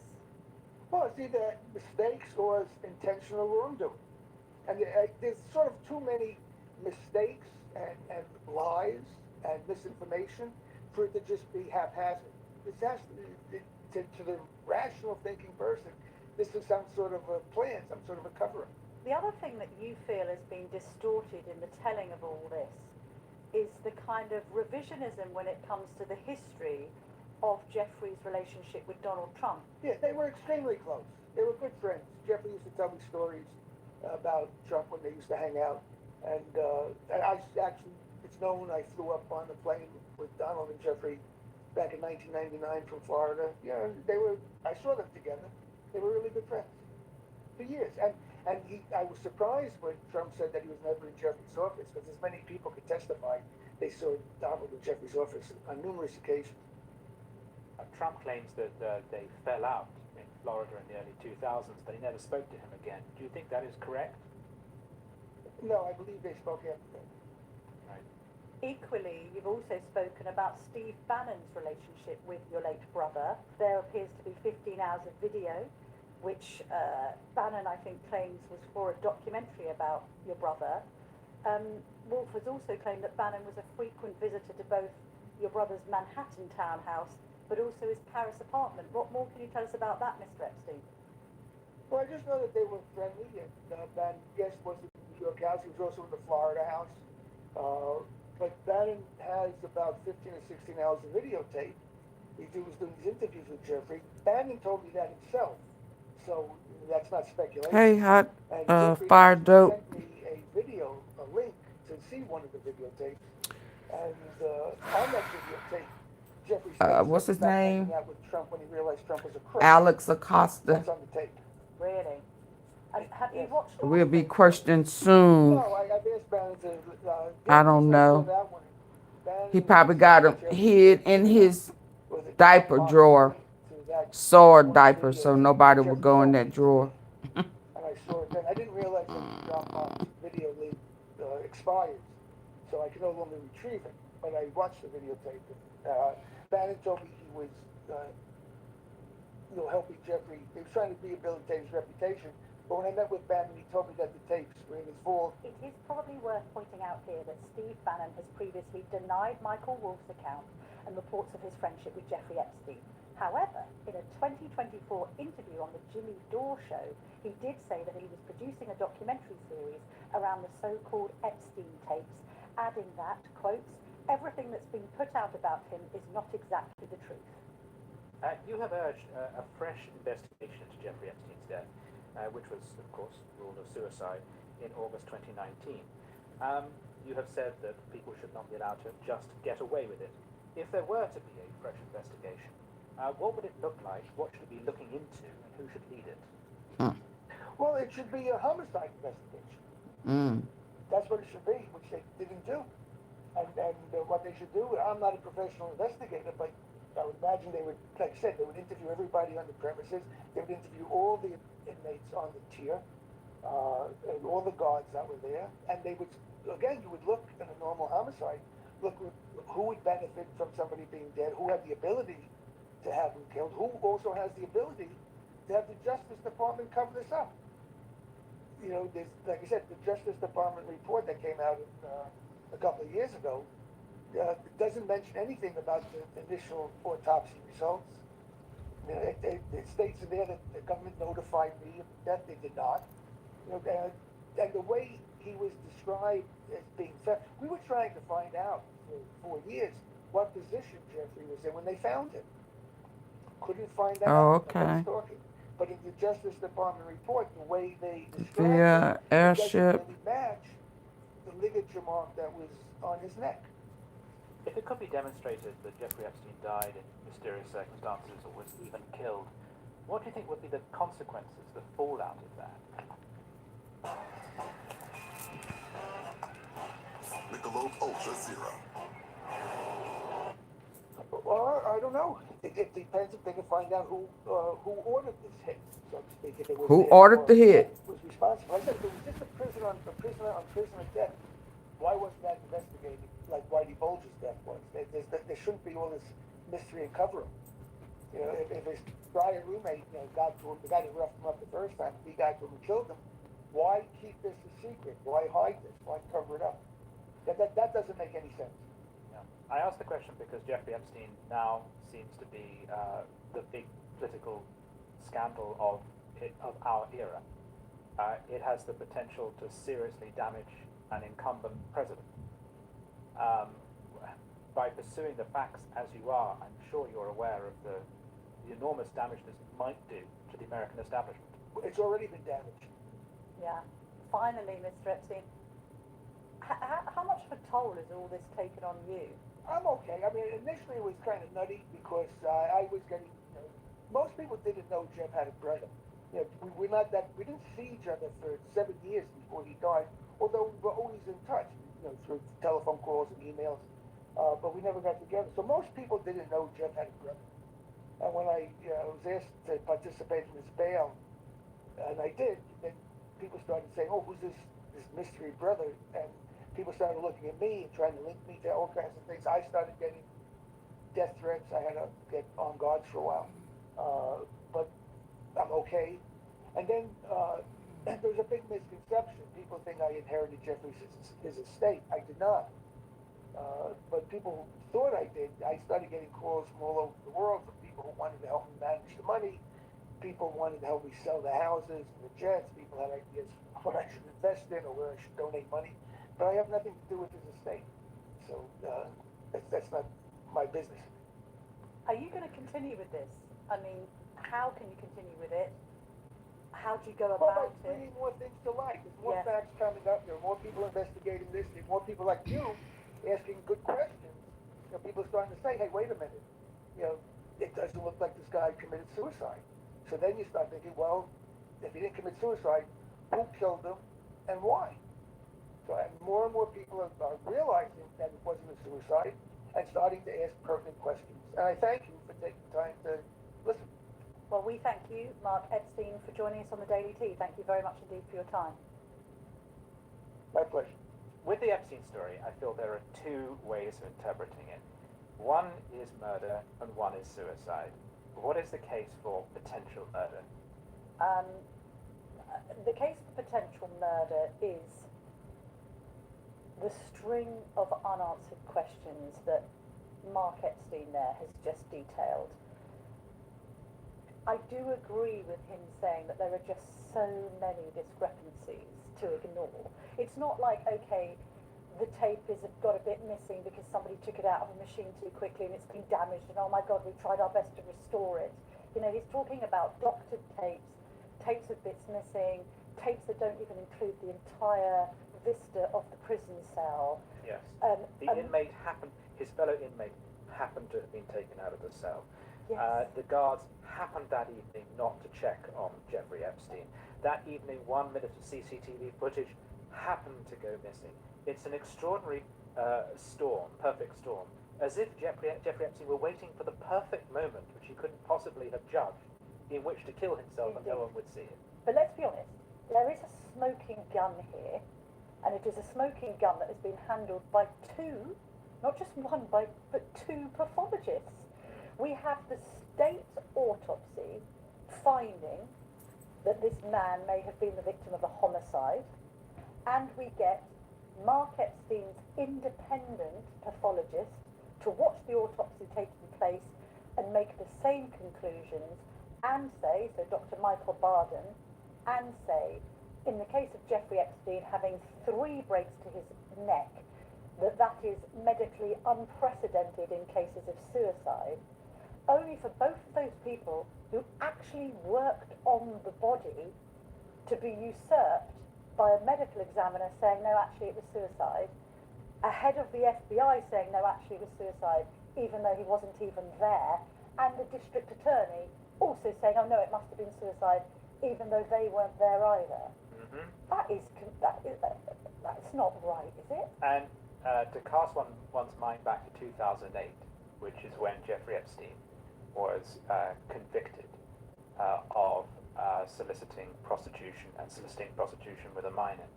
Some people infer a conspiracy in the incredibly, uniquely light sentence that he got. That's just Alan Dershowitz, who you interviewed, being a good lawyer. Right. Well, he's the world's greatest lawyer.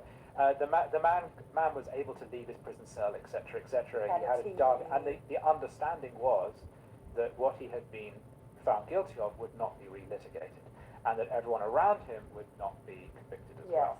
So there are some people who say that was so light touch, and then his ending was so bad that the theory is that everyone thought Jeffrey Epstein had effectively got away with it in 2008, and when it resurfaced 10 years later, well, this time he's really going down. Therefore, if he were up to no good and knew other people who were up to no good, maybe that would be the time in which he would finally spill the beans. True. So that's the basis for a potential motive. But I have to say, because you mentioned Alan Dershowitz, there is a case for suicide, which first of all is what the officials say it was. He had been thought to have attempted suicide. He had been on suicide watch. And when I interviewed Dershowitz, he made a very good point, which I think is fair, that in New York, when the state prosecutes you that far, you ain't getting off. No. And you know you're not getting off. Yes. And anyone of Epstein's understanding of the law would have known he was not getting off. So the idea, because a lot of this hinges on conspiracy theorists saying, oh, Epstein believed he was going to walk free. If he did, then he was a fool. Epstein was going down for that. Although we don't know what lawyers at the time, because Dershowitz handled the plea bargain. He handled the It 2008 wasn't case. his later He did lawyer. not handle 2019. And lawyers That is might correct. turn around to billionaires and tell them what they want to hear. Yes. So yes, in 2008 we get the plea bargain, and Epstein knows he isn't behind bars for long, and he's got a lot of money and influence, and actually his time in prison isn't that bad at all. And as you say, he returns to Manhattan. The Duke of York, in his own idiocy, is visiting him and walking around Central Park with him and all the rest of it. 2019, things get extremely serious. He's arrested by federal agents. He's charged with 1 count of sex trafficking of minors and 1 count of conspiracy to commit sex trafficking of minors. So they're only 1 and 1, but at the same time it threatens to blow open the entire case. And this happened in part because the victims' families had pursued him. Exactly, Because they did not privately agree and with, otherwise. they obviously did not like Of the course not. 2008 And conviction. by the way, the other elephant in this room is Ghislaine Maxwell, his on-off girlfriend, herself convicted basically for sex trafficking and being his pimp, in inverted commas. What does she know? Where does she think the bodies are buried? What could she reveal? So the whole thing, admittedly, is threatening to blow up. But the Telegraph, has spoken to 2 people in the last few months who both knew Jeffrey Epstein extremely well. In our case just now, his brother.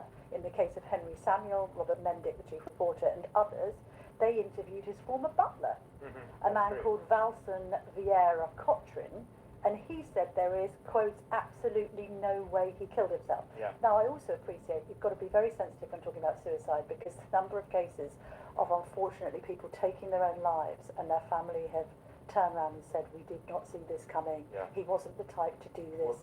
Cotrin says that Epstein said he was going to see him again, that he would get off.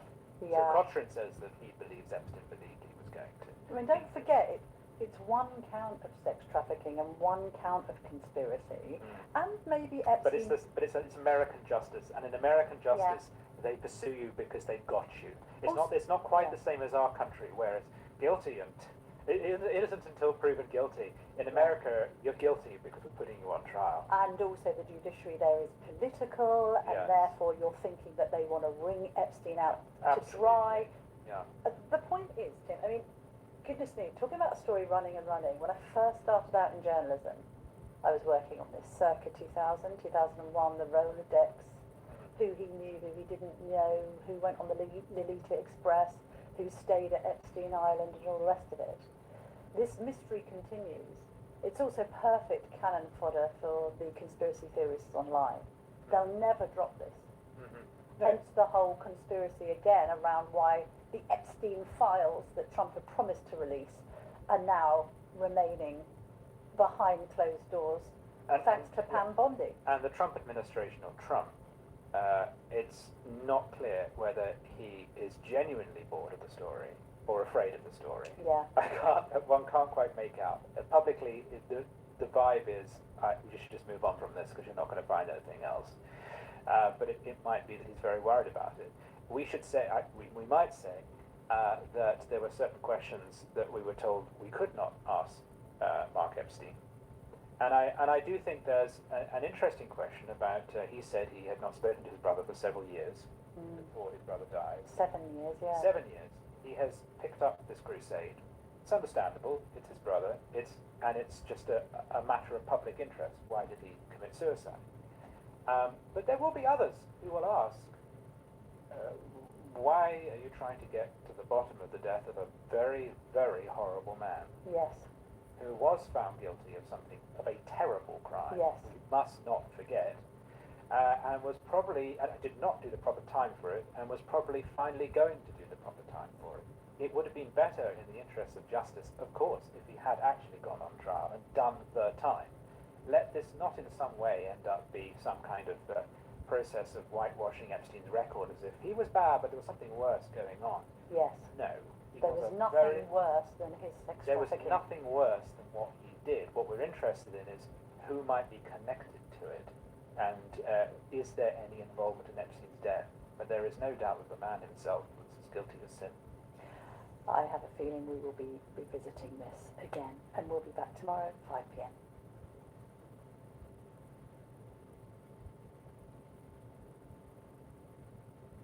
And At Kitco, we make it simple and easy to buy or sell gold, silver, and more. Online anytime, real people are ready to help if you need it.